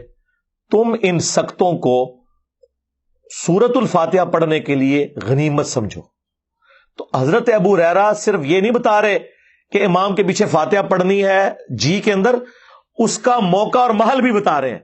حضرت ابو ہریرہ نے کہیں یہ نہیں کہا کہ امام بلند آواز سے پڑھ رہا ہے تو آپ بھی بلند آواز میں یا آہستہ آواز میں اس کے ساتھ ساتھ پڑھیں. نہ، انہوں نے کہا سکتوں میں پڑھو. نمبر 1. نمبر 2، اقرا بہا فی نفسک کا معنی یہ بھی ہو سکتا ہے اپنے جی میں پڑھنا. اس سے یہ الفاظ نہیں ثابت ہوتے کہ سرن پڑھو آہستہ آہستہ. نفسک یعنی اپنے جی کے اندر اندر، یعنی اس کے ساتھ ساتھ تم اپنے تصور میں پڑھتے جاؤ. تو وہ تو ہم پڑھ رہے ہوتے ہیں، جب ہم فاتحہ غور سے سن رہے ہوتے ہیں ہم ساتھ ہی پڑھ رہے ہوتے ہیں، اینڈ پہ آمین کہہ دیتے ہیں. اور تیسرا جو سب سے بڑا چھکا ہے، یہ مسلم شریف کی آپ نے جو حدیث لکھی، اس سے چند احادیث آگے 905 نمبر حدیث ہے مسلم شریف میں جس نے پورا عقیدہ کلیئر کر دیا ہے. اور وہ حدیث ایسی حیران کن حدیث ہے کہ اس میں امام مسلم نے اپنے کمنٹس بھی ڈالے ہیں. اور امام مسلم نے کہا کہ میں نے کہیں یہ دعویٰ نہیں کیا کہ جتنی دنیا کی صحیح حدیثیں ہیں وہ میں مسلم شریف میں لے کے آ رہا ہوں. البتہ میرا یہ دعویٰ ہے کہ میں مسلم شریف میں وہ تمام صحیح احادیث لے کے آ رہا ہوں جن پہ امت کا اتفاق ہے. اور پھر امام مسلم نے کہا کہ میرے نزدیک ابو ہریرہ کی حدیث درست ہے اور ابو موسیٰ اشعری کی بھی 905 نمبر حدیث کے انڈر، کہ امام اس لیے بنایا جاتا ہے کہ تم اس کی پیروی کرو. جب امام کہے اللہ اکبر تم کہو اللہ اکبر، اور جب امام قرات کرے تم خاموش ہو جاؤ، اور جب امام کہے ولضالین تم آمین کہو. تو اس میں تو کلیئر ہو گیا کہ کس قرات میں خاموش رہنا ہے. اور امام مسلم کہہ رہے ہیں یہ حدیث ابو ہریرہ بھی روایت کر رہے ہیں، تو ابو ہریرہ تو کہہ رہے ہیں جب پڑھا جائے سورۃ الفاتحہ کو تو خاموش رہو، اور جب ولضالین تو آمین. وہ کہتے ہیں نہیں اس میں قرات کا ذکر ہے، فاتحہ کا نہیں ہے. سرکار قرات کا ذکر ہے تو فاتحہ کا ہی ذکر ہے، کیونکہ اس میں الفاظ ہے جب امام قرات کرے تو خاموش ہو جاؤ، اور جب ولضالین کہے تو آمین کہو. سمجھ آئی؟ تو یہ فاتحہ. اور نہ سمجھ آئے تو بخاری مسلم میں ایک اور حدیث ہے، عبداللہ ابن عمر کہتے ہیں کہ نبی صلی اللہ علیہ وآلہ وسلم، حضرت ابو بکر اور حضرت عمر اپنی قرات کا آغاز الحمدللہ رب العالمین سے کرتے تھے. قرات سورہ فاتحہ بھی ہے اور اس کے بعد والی بھی ہے. پیچھے کیا رہ گیا؟ تو حضرت ابو ہریرہ رضی اللہ تعالیٰ عنہ کا بھی یہی عقیدہ ہے جو ہم بیان کر رہے ہیں. سختوں میں جتنی بار نماز پڑھاتا ہوں الحمدللہ سکتے کرتا ہوں، فاتحہ پڑھنے کا ٹائم دیتا ہوں، لیکن یہ نہیں ہو سکتا کہ آپ قرآن کی مخالفت شروع کر دیں. وَإِذَا قُرِئَ الْقُرْآنُ فَاسْتَمِعُوا لَهُ وَأَنصِتُوا لَعَلَّكُمْ تُرْحَمُونَ. جب قرآن پڑھا جائے خاموش ہو جاؤ اور توجہ سے سنو تاکہ تم پر رحم کیا جائے. اب وہ اس چکر میں پڑ جاتے ہیں. اہل حدیث میں حیرانگی ہوتی ہے، اہل حدیث کہتے ہیں یہ تو مکی آیت ہے، یہ مدنی کا. وہی والی بات جو بریلوی کہتے ہیں ایسے بتاں دے بارے چاہے تسی بزرگوں تے کیوں لاتی. اللہ کے بندو اللہ سے ڈر جاؤ. امام نسائی نے چیپٹر کی ہیڈنگ میں یہ آیت لی ہے اور اس کا فارم بیان کیا ہے کہ یہ جنرل آیت ہے، جب بھی قرآن پڑھا جائے گا. اور اس سے بڑھ کر جز القراء میں امام بخاری نے جو اپنے کومنٹس کیے ہیں 36 نمبر حدیث کے کانٹیکسٹ میں، اس میں ضعیف کا حکم لکھا ہوا ہے. وہ ضعیف ان اقوال کو کہہ رہے ہیں، لیکن جو خود لکھ رہے ہیں وہ تو ضعیف نہیں ہے نا. یعنی میں کسی کی بات کوٹ کروں تو اس پہ تو حکم لگ سکتا ہے، لیکن جو میں خود بیان کر رہا ہوں وہ تو میں اسے صحیح سمجھ رہا ہوں نا. تو امام بخاری خود لکھ رہے ہیں جز القراء میں. امام بخاری فرماتے ہیں کہ اللہ نے قرآن میں واضح فرمایا وَإِذَا قُرِئَ الْقُرْآنُ فَاسْتَمِعُوا لَهُ. جب قرآن پڑھا جائے تو خاموش ہو جاؤ اور اسے سنا کرو تاکہ تم پر رحم کیا جائے. اور حدیث کہہ رہی ہے بخاری مسلم کی لا صلاۃ لمن لم یقرأ بفاتحۃ الکتاب، کہ جو سورہ فاتحہ نہیں پڑھتا اس کی نماز درست نہیں ہے. تو امام بخاری اس پہ خود کامنٹس کر رہے ہیں کہ ہم نے آیت پہ بھی عمل کرنا ہے اور حدیث پہ بھی کرنا ہے. امام بخاری کو تو نہیں پتا تھا کہ یہ آیت جو ہے وہ مکی ہے اور نماز مدینے میں آئی ہے. حالانکہ اللہ کے بندوں نماز تو مکے میں بھی تھی، 5 نمازوں کا شیڈیول مدینے میں ہے. نماز تو نبی الاسلام پہلے دن سے پڑھ رہے ہیں اور صحابہ اکرام پڑھ رہے ہیں. بخاری مسلم دونوں میں حدیث نہیں ہے. ابن مسعود کہتے ہیں میں نے 70 سے زیادہ صورتیں حضور کے پیچھے قیام اللیل میں سن کے زبانی یاد کی ہیں. اگر میں جانتا کہ مجھ سے زیادہ قرآن کسی کو آتا ہے تو میں اپنے اونٹ چلاتا، ان کے جگر جلا دیتا، اس شخص تک پہنچتا جو مجھ سے زیادہ قرآن جانتا ہے. تو نبی الاسلام تہجد میں قیام اللیل میں قرات کرتے تھے، صحابہ کرام سے یاد کرتے تھے. اور 2/3 قرآن تو ہے ہی مکی ہے، 1/3 مدنی قرآن ہے. صحابہ کرام نے مکے میں قرآن کیسے یاد کیا تھا؟ نبی الاسلام کے پیچھے وہ پڑھتے تھے. سورۃ المزمل میں آیا نبی الاسلام رات میں بعض اوقات 2/3 رات، بعض اوقات آدھی رات، بعض اوقات 1/3 رات قیام کرتے تھے. صحابہ کرام پیچھے سن سن کے اسے یاد کرتے تھے. تو بالکل کلیئر ہے. وہ کہتے ہیں نہیں جی وہ ابو داؤد میں اور جامع ترمذی میں حدیث ہے کہ فجر کی نماز میں پڑھ رہے تھے تو نبی الاسلام نے فرمایا کہ فاتحہ کے علاوہ کچھ نہ پڑھا کرو. مجھے لگا میری قرات سے کچھ چھین رہا ہے. اس سے آپ نے یہ رزلٹ کیسے نکال لیا کہ نبی الاسلام نے یہ کہا ہے کہ فاتحہ میں مجھ سے چھین لیا کرو؟ فاتحہ کی آپ نے ترغیب دلائی. یہ آپ نے کبھی بھی نہیں کہا کہ میرے ساتھ ساتھ پڑھو.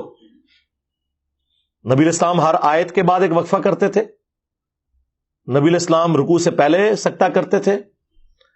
تو حضرت ابو ہریرہ کی وہ بات یاد رکھیں، ان سکتوں کو غنیمت جاننا ہے. اور بلکہ جز القراء میں امام بخاری نے نقل کیا ہے کہ ہمارے سلف تابعین کے حوالے سے کہ وہ سکتے کیا کرتے تھے اور امام انشور کرتا تھا کہ پیچھے والے ان سکتوں میں قرآن سورہ فاتحہ پڑھ لے.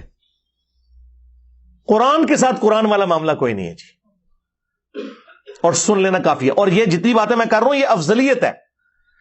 اگر کوئی امام سکتے نہ کرے، امام کی قرات سورہ فاتحہ کی جہری نمازوں میں مقتدی کے لیے کافی ہے. That's all. سرن نمازوں میں یقیناً آپ نے پڑھنا ہے. اور کتنی حیران کن بات ہے کہ ٹوٹل 17 رکھتے ہیں فرض، ان میں سے 6 صرف جہرن ہے، 11 سرن ہے. عشاء کی آخری 2 سرن، ظہر کی 4 سرن، عصر کی 4 سرن، اور مغرب کی آخری 1 سرن. زیادہ نماز تو ہے ہی سرن ہے، اس میں آپ نے دکانوں کا حساب نہیں کرنا بلکہ امام کے پیچھے فاتحہ بھی پڑھنی ہے. بلکہ سنن ابن ماجہ میں حدیث ہے، جابر بن عبداللہ رضی اللہ تعالیٰ عنہ کہتے ہیں کہ ہم نبی صلی اللہ علیہ وآلہ وسلم کے پیچھے سورہ فاتحہ اور قرآن بھی پڑھتے تھے. یہ نہیں کہ فاتحہ پڑھ کے خاموش ہو جانا ہے. بعض لوگ فاتحہ پڑھ کے خاموش ہو جاتے ہیں ظہر اثر میں، نہ، جتنا قرآن یاد ہے پڑھتے جائیں. ہاں، کیوں؟ بخاری مسلم میں حدیث ہے کہ نبی علیہ السلام کی ظہر اثر کی جو پہلی 2 رکھتے ہیں ان کا قیام 30 آیات کے برابر ہوتا تھا. سورہ فاتحہ کے بعد 30 آیات. تو صحابہ کرام وہ 30 آیات میں خاموش رہتے تھے، نہیں پڑھتے تھے قرآن. اور آخری 2 کا قیام 15 آیات کے برابر ہوتا تھا. مراد آخری 2 میں بھی سورت پڑھ سکتے ہیں، لیکن بخاری مسلم میں یہ ہے کہ نبی علیہ السلام بسا اوقات فرض کی آخری 2 رکعتوں میں سورہ فاتحہ پہ ہی اکتفا کرتے تھے، سورت نہیں ملاتے تھے. بخاری مسلم کے الفاظ ہیں، نبی علیہ السلام بعض اوقات جو قرآن پڑھتے تھے 1-2 آیتیں اونچی بھی پڑھ دیتے تھے ظہر اثر میں، تاکہ ہمیں پتہ چل جائے کہ آپ کون سی سورت کی تلاوت کر رہے ہیں. ایک ایک چیز موجود ہے. مجھے بتائیں، یہ کہتے ہیں ہمارے بزرگوں نے اگر دین نہ جمع کیا ہوتا تو دین برباد ہو جاتا. برباد ہی تھوڑے بزرگوں نے کیتا ہے. اللہ دو بندے ہو، صرف بخاری مسلم اتنی ٹینیس ڈیٹیل موجود نے. میرے سے پہلے کسی بزرگ کو توفیق نہیں ہوئی ہے کہ وہ بیان کرے کہ نبی علیہ السلام کا قیام کس طرح کا ہوتا تھا، کتنی آیات اس میں پڑھتے تھے، لینتھ کتنی ہوتی تھی. ایک ایک چیز. یہ کسی بزرگ بابے کی کتاب سے نہیں ہے، حدیث کی کتابوں میں. ہاں، باقی جو جہرن ہے اس میں آپ سنیں، آپ کا سننا پڑھنے کے ایکویلنٹ ہے. اور اگر آپ لیٹ شامل ہوئے اور آپ نے فاتحہ نہیں سنی تو اللہ تعالیٰ نے اس معاملے میں آپ کو ریلیکس کیا ہے. وہ امام کا پڑھنا آپ کے لیے کافی تھا. ایون آپ اگر رکوع میں بھی مل گئے ہیں تو رکعت شمار ہوگی. امت کی اکثریت اس کے اوپر متفق ہے.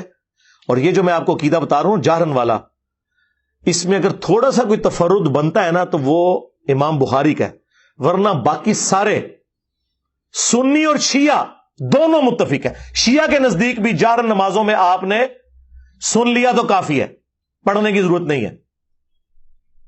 اور اہل سنت میں بھی 4 امام قائل ہیں، امام حنیفہ، امام شافعی، امام احمد بن حنبل، امام مالک جو بڑے امام ہیں، کہ رکوع میں رکعت مل جاتی ہے. علماء عرب سارے قائل ہیں. یہاں پہ اہل حدیث کی اکثریت قائل نہیں ہے، لیکن اہل حدیث میں بھی لوگ قائل ہیں. رہ گیا جہری نمازوں میں سن لینا کافی ہے.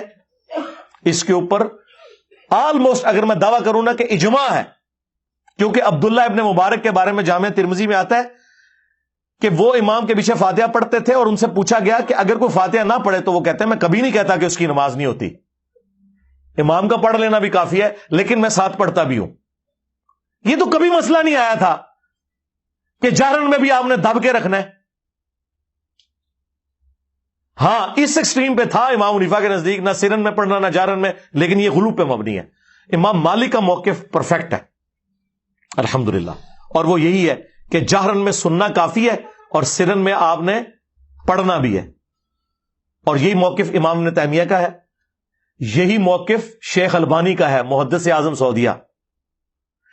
یہی موقف ہمارے استاد مولانا اسحاق صاحب رحمہ اللہ کا ہے. یہی موقف ہمارے استاد ڈاکٹر اسرار صاحب رحمہ اللہ تعالیٰ کا ہے. اور یہی موقف الحمدللہ قرآن و سنت سے دلیل کے ساتھ ثابت ہوتا ہے. اسی لیے آج سے آلموسٹ کوئی 5 سال پہلے میں نے ایک ویڈیو ریکارڈ کروائی تھی، نیو فاتحہ خلف الامام. اس میں نے اپنے پرانے اس معاملے میں رجوع کیا تھا جس میں کہتا تھا کہ جہرن میں بھی آپ ساتھ ساتھ پڑھیں اور سکتے نہ دینے کا وبال امام پر ہوگا.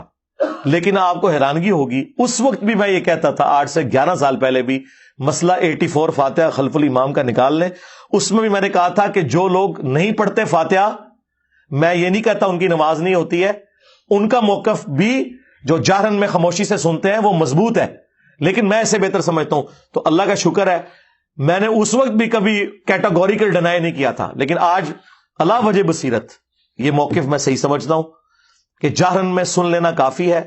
سرن میں آپ، جس میں یعنی آہستہ آواز میں امام پڑھتا ہے، آپ ساتھ ساتھ پیچھے پڑھیں گے. ظاہر ہے آپ کو تو امام کی آواز نہیں آ رہی. اب مجھے بتائیں حنفیوں کا کیا بنے گا، تیرا کیا بنے گا کالیا؟ تو نے تو کہانی کرائی تھی وَإِذَا قُرِئَ الْقُرْآنُ فَاسْتَمِعُوا لَهُ کہ جب قرآن پڑھا جائے تو اس کو غور سے سنو اور خاموش ہو جاؤ. تو بتا 17 میں سے 11 رکعتوں میں تو اونچی آواز سے قرآن ہی نہیں پڑھا جاتا، تو پھر کیوں خاموش کھڑا ہو کے دکانوں کا حساب کرتا ہے اے حنفی مسلمان؟ زور اثر میں تیرے پاس کیا بہانہ ہے؟ تیرے پاس کون سی قرآن کی آواز آ رہی ہے جو تو نے خاموشی سے سننی ہے اور توجہ کے ساتھ اس میں بولنا نہیں ہے؟ بلکہ حنفی تو مسافر امام کے سلام پھیرنے کے بعد بھی مقیم کی آخری 2 رکعتوں میں بالکل خاموش رہنے کا کہتے ہیں. اندازہ کریں. تو وہ دوسری ایکسٹریم کے اوپر ہے. ہاں، امام احمد بن حنبل، امام شافعی وہ کہتے ہیں سرن ہو جارن ہو پڑھنا ہے، لیکن وہ میں نے بتایا کہ وہ سکتوں کے ساتھ ہے. وہ ابو داؤد میں حدیث موجود ہے، نبی علیہ السلام کے 2 سکتے ہوتے تھے. ایک فاتحہ سے پہلے دعائے استفتاح کے لیے، یہ صرف پہلی رکعت میں ہوتا تھا، یعنی ثنا پڑھنے کے لیے. اور دوسرا سکتہ رکوع میں جانے سے پہلے، وہ ہر رکعت میں ہوتا تھا. آج بھی حرمین میں، حرم مدینہ میں مسجد نبوی کے اندر جو مسجد نبوی کا امام ہے وہ سکتے کرتا ہے فاتحہ پڑھنے کے لیے، اور وہ اتنی لمبا سکتہ ہوتا ہے کہ پاکستانی تو 3 دفعہ سورہ فاتحہ پڑھ سکتے ہیں. شروع میں جب میں گیا نا تو میں بڑا حیران ہوا کہ یار یہ اتنی دیر خاموش کیوں کھڑے ہوتے ہیں، بھول جاتے ہیں کیا؟ وہ پھر میرے انکل وہاں پہ 36 ایئرز سے مقیم تھے، وہ مسجد نبوی میں نماز پڑھتے تھے، فوت ہو گئے، بقیہ غرقت میں دفن ہے. اللہ تعالیٰ ان کی غلطیوں سے درگزر فرمائے، انہیں نیک کاموں کا اجر دے. تو انکل اجاز مجھے بتانے لگے کہ یہ سکتہ کرتے ہیں قرآن پڑھنے کے لیے. ہاں، حرم مکہ میں نہیں ہوتا، وہاں پہ بھی ہونا چاہیے. یہاں پہ بھی بعض اہل حدیث مساجد کے اندر سکتہ ہوتا ہے، جماعت المسلمین والے کرتے ہیں، اور ان کا موقف بالکل اس حوالے سے میں سمجھتا ہوں صحیح ہے. قرآن و سنت کے مطابق وہ سختوں میں قرآن پڑھتے ہیں. لیکن یہ غلو نہ کریں کہ اگر کوئی سختہ نہیں کرتا نا تب بھی سن لینا کافی ہے. کیا لیٹ شامل ہوئے ہیں تو امام کی قرات مقتدی کے لیے کافی ہے سورہ فاتحہ کی. لیکن یہ میں بات کر رہا ہوں جہرن نمازوں کی، جہاں پہ سرن ہے وہ آپ نے پڑھنا ہے. وہ میں نے ابن ماجہ کی حدیث بتائی کہ جابر بن عبداللہ کہتے ہیں کہ ہم نبی علیہ السلام کے پیچھے صرف سورہ فاتحہ نہیں، اس کے بعد بھی قرآن کا حصہ پڑھتے تھے. ظاہر جب آپ اتنا لمبا قیام کریں گے تو فاتحہ کے بعد خاموش ہو کے کیا کریں گے؟ دماغ میں خیال تو آئیں گے، دماغ تو سوچتا ہے. تو صحابہ کرام قرآن پڑھتے تھے، لیکن آپ نے وہ اتنی اونچی آواز سے نہیں پڑھنا کہ ساتھ والے ڈسٹرب ہوں. ذہن میں رکھنا ہے. لہذا اسی کانٹیکسٹ میں جابر بن عبداللہ رضی اللہ تعالیٰ عنہ کا قول ہے جو ترمذی میں موجود ہے کہ فاتحہ کے بغیر نماز نہیں ہوتی مگر یہ کہ تم امام کے پیچھے ہو. اس سے مراد بھی صرف جہری نمازیں ہیں، نہ کہ سرن نمازیں، کیونکہ سرن میں تو وہ خود بھی سورہ فاتحہ اور 7 آیات ملایا کرتے تھے. تو یہ مقدمہ بالکل کلیئر ہے. صحیح مسلم کی حدیث 905 ڈیسائسو ہے.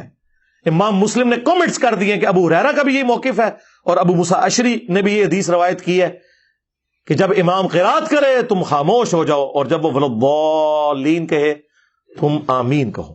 تو ہمارا یہ جو مقدمہ ہے یہ الحمدللہ قرآن و سنت میں بالکل فٹ ان بیٹھتا ہے. یہ اکثر لوگ پوچھ رہے ہوتے ہیں تو میں بار بار اس چیز کو ہائی لائٹ کر چکا ہوں. تفصیلی تو ویڈیو تھی، لیکن یہ اس ویڈیو میں بھی آلموسٹ میں نے نٹ شیل کے اندر آپ کے سامنے سارا موقف رکھ دیا ہے، تاکہ اگر کسی کو کچھ سمجھنے میں کوئی مسئلہ رہ گیا تو وہ اس کو ایکسیپٹ کرے، اور پھر بھی نہیں سمجھ آتی تو سعودیہ سے جو قرآن مفت بانٹا جاتا ہے، احسن البیان، جو پاکستان کے اہل حدیث عالم نے لکھا ہے، صلاح الدین یوسف صاحب رحمہ اللہ تعالیٰ، فوت ہو گئے. ناسبیت تھی ان میں، لیکن اللہ تعالیٰ ان کی مغفرت فرمائے، انہیں نیک کاموں کا اجر دے، برائیوں سے درگزر فرمائے. اہل حدیث میں بڑے علماء میں سے تھے، آلموسٹ 95 ایئرس کی ایج میں فوت ہوئے ہیں. انہوں نے جو آسن البیان دارالاسلام والوں نے قرآن کی تفسیر چھاپی ہے, جو سعودیہ والوں نے ان سے رائٹس لیے ہیں, پھر سعودیہ والوں نے شاہ فہد پرنٹنگ پریس سے اس کو چھاپا ہے اپنے چھاپے کے اوپر.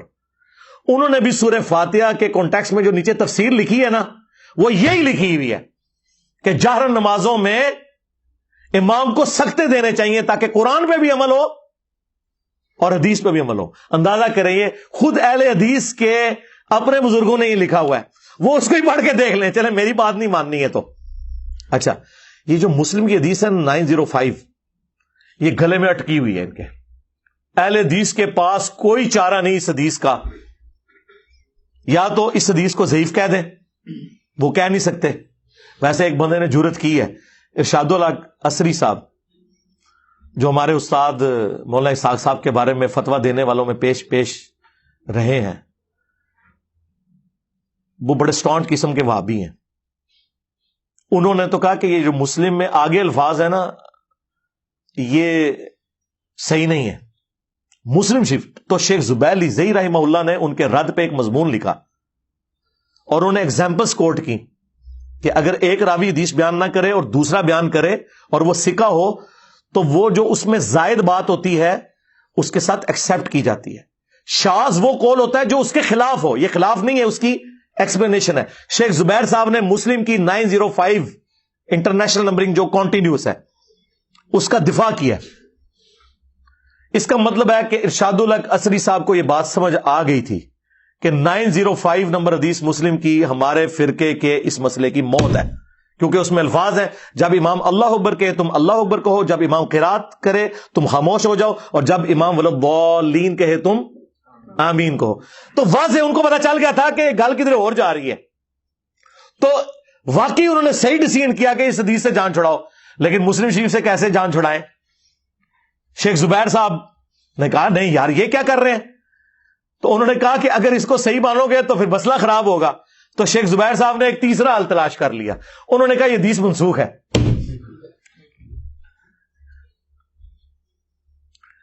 شیخ زبیر صاحب نے جو فاتح خلف الامام کے اوپر کتاب لکھی ہے نا, اس میں اس حدیث کو انہوں نے منسوخ ڈکلیئر کیا مسلم شریف کی.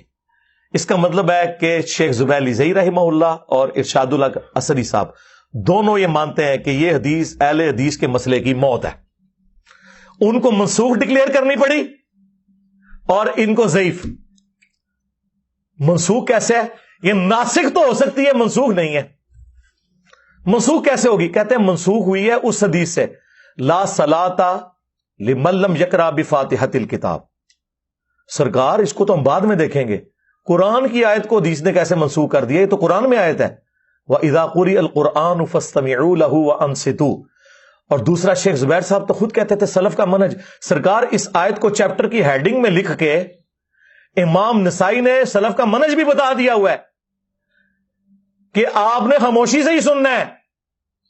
امام نسائی نے تو کمال کر دیا ہے, اس کو چیپٹر کی ہیڈنگ میں ڈالا ہے. امام نسائی اسی چیز کے قائل ہیں کہ جاری نمازوں میں آپ نے پیچھے نہیں پڑھنا. اور دوسرا منسوخ کیسے ہوئی؟ امام مسلم تو کہہ رہے ہیں کہ وہ پہلے لے کے آئے حدیث حضرت ابو ہریرہ والی اقرا بہا فی نفسک, جس کی یہ تفسیر جو اہل حدیث جو بیان کرتے ہیں میں اس سے نہیں ایگری کرتا. میں نے آپ کو لاجیکلی بتایا کہ خود ابو ہریرہ جب کہہ رہے ہیں کہ سختوں میں پڑھنا ہے تو بات ختم ہو گئی.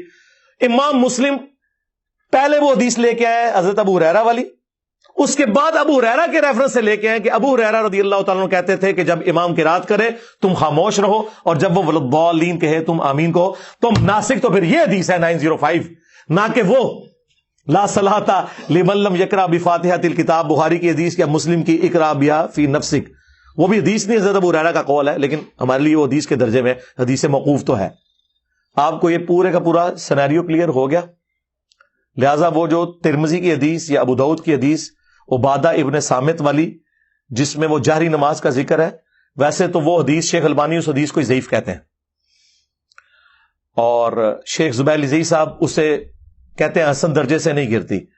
میرے نزدیک اگر اس کو حسن بھی مان لیا جائے تب بھی وہ مسئلہ آپ کا حل نہیں کرتی ہے, کیونکہ انہی احادیث کے اوپر تو امام نسائی نے باب باندھا ہوا ہے, اور امام نسائی نے اس سے وہ رزلٹ نکالا ہوا ہے جو ہم نکال رہے ہیں, جو امت کی اکثریت کا رزلٹ ہے. اور دوسرا یہ ہے کہ آپ نے سختوں میں پڑھنا ہے.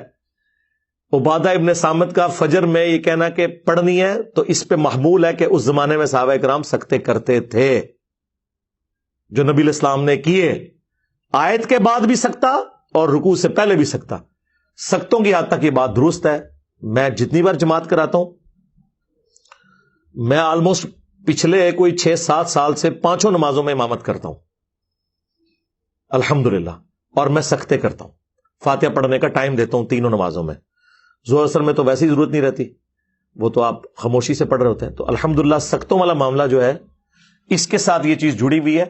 یہ میں نے مسئلہ اس لیے کھول کے بیان کیا کہ لوگ بڑے پریشان ہوتے ہیں اور وہ کہتے ہیں جی انجینئر صاحب پہلے یہ کہتے تھے, جو میں پہلے بھی کہتا تھا آپ ذرا وہ بھی سنیں. اس میں نے کہا تھا کہ جو جہرن میں سکتے نہیں کرتے اور صرف سن لیتے ہیں, ہم یہ نہیں کہتے ان کی نماز نہیں ہوتی. امام مالک کا یہ موقف ہے, لیکن بعد میں جب مجھے پتا چلا کہ اس میں تو صرف اہل حدیث کا تفرد ہے اور وہ بھی چند اہل حدیث کا, باقی پوری امت دوسری طرف کھڑی ہوئی ہے اور احادیث بھی دوسری طرف کھڑی ہوئی ہے. نماز کا آپ کو سکون آئے گا, آپ کبھی اس کو اپلائی کر کے دیکھیں. جب امام قرات کر رہا ہے تو آپ اس قرات کے اندر توجہ کریں, سورہ فاتحہ ہو یا بعد والی, تو آپ کو نماز میں ٹیسٹ بھی. یہاں تو میں دیکھتا ہوں کہ وہ آتے ہیں, ان کو اس سے غرض نہیں کہ امام کیا کر رہا ہے, دڑ دڑ دڑ اپنی فاتحہ پڑھنی شروع کر دیتے ہیں. اور وہ فاتحہ مجھے پتا ہے توجہ سے پڑھی جا رہی ہوتی ہے, جس میں آپ کو آواز بھی آ رہی ہو دوسری قرات کی, اور آپ اس چکر میں فاتحہ پڑھوں, نہ آپ اس کی قرات صحیح سن رہے ہو نہ اپنی صحیح کر رہے ہیں. تو کیا نکالا اس میں سے؟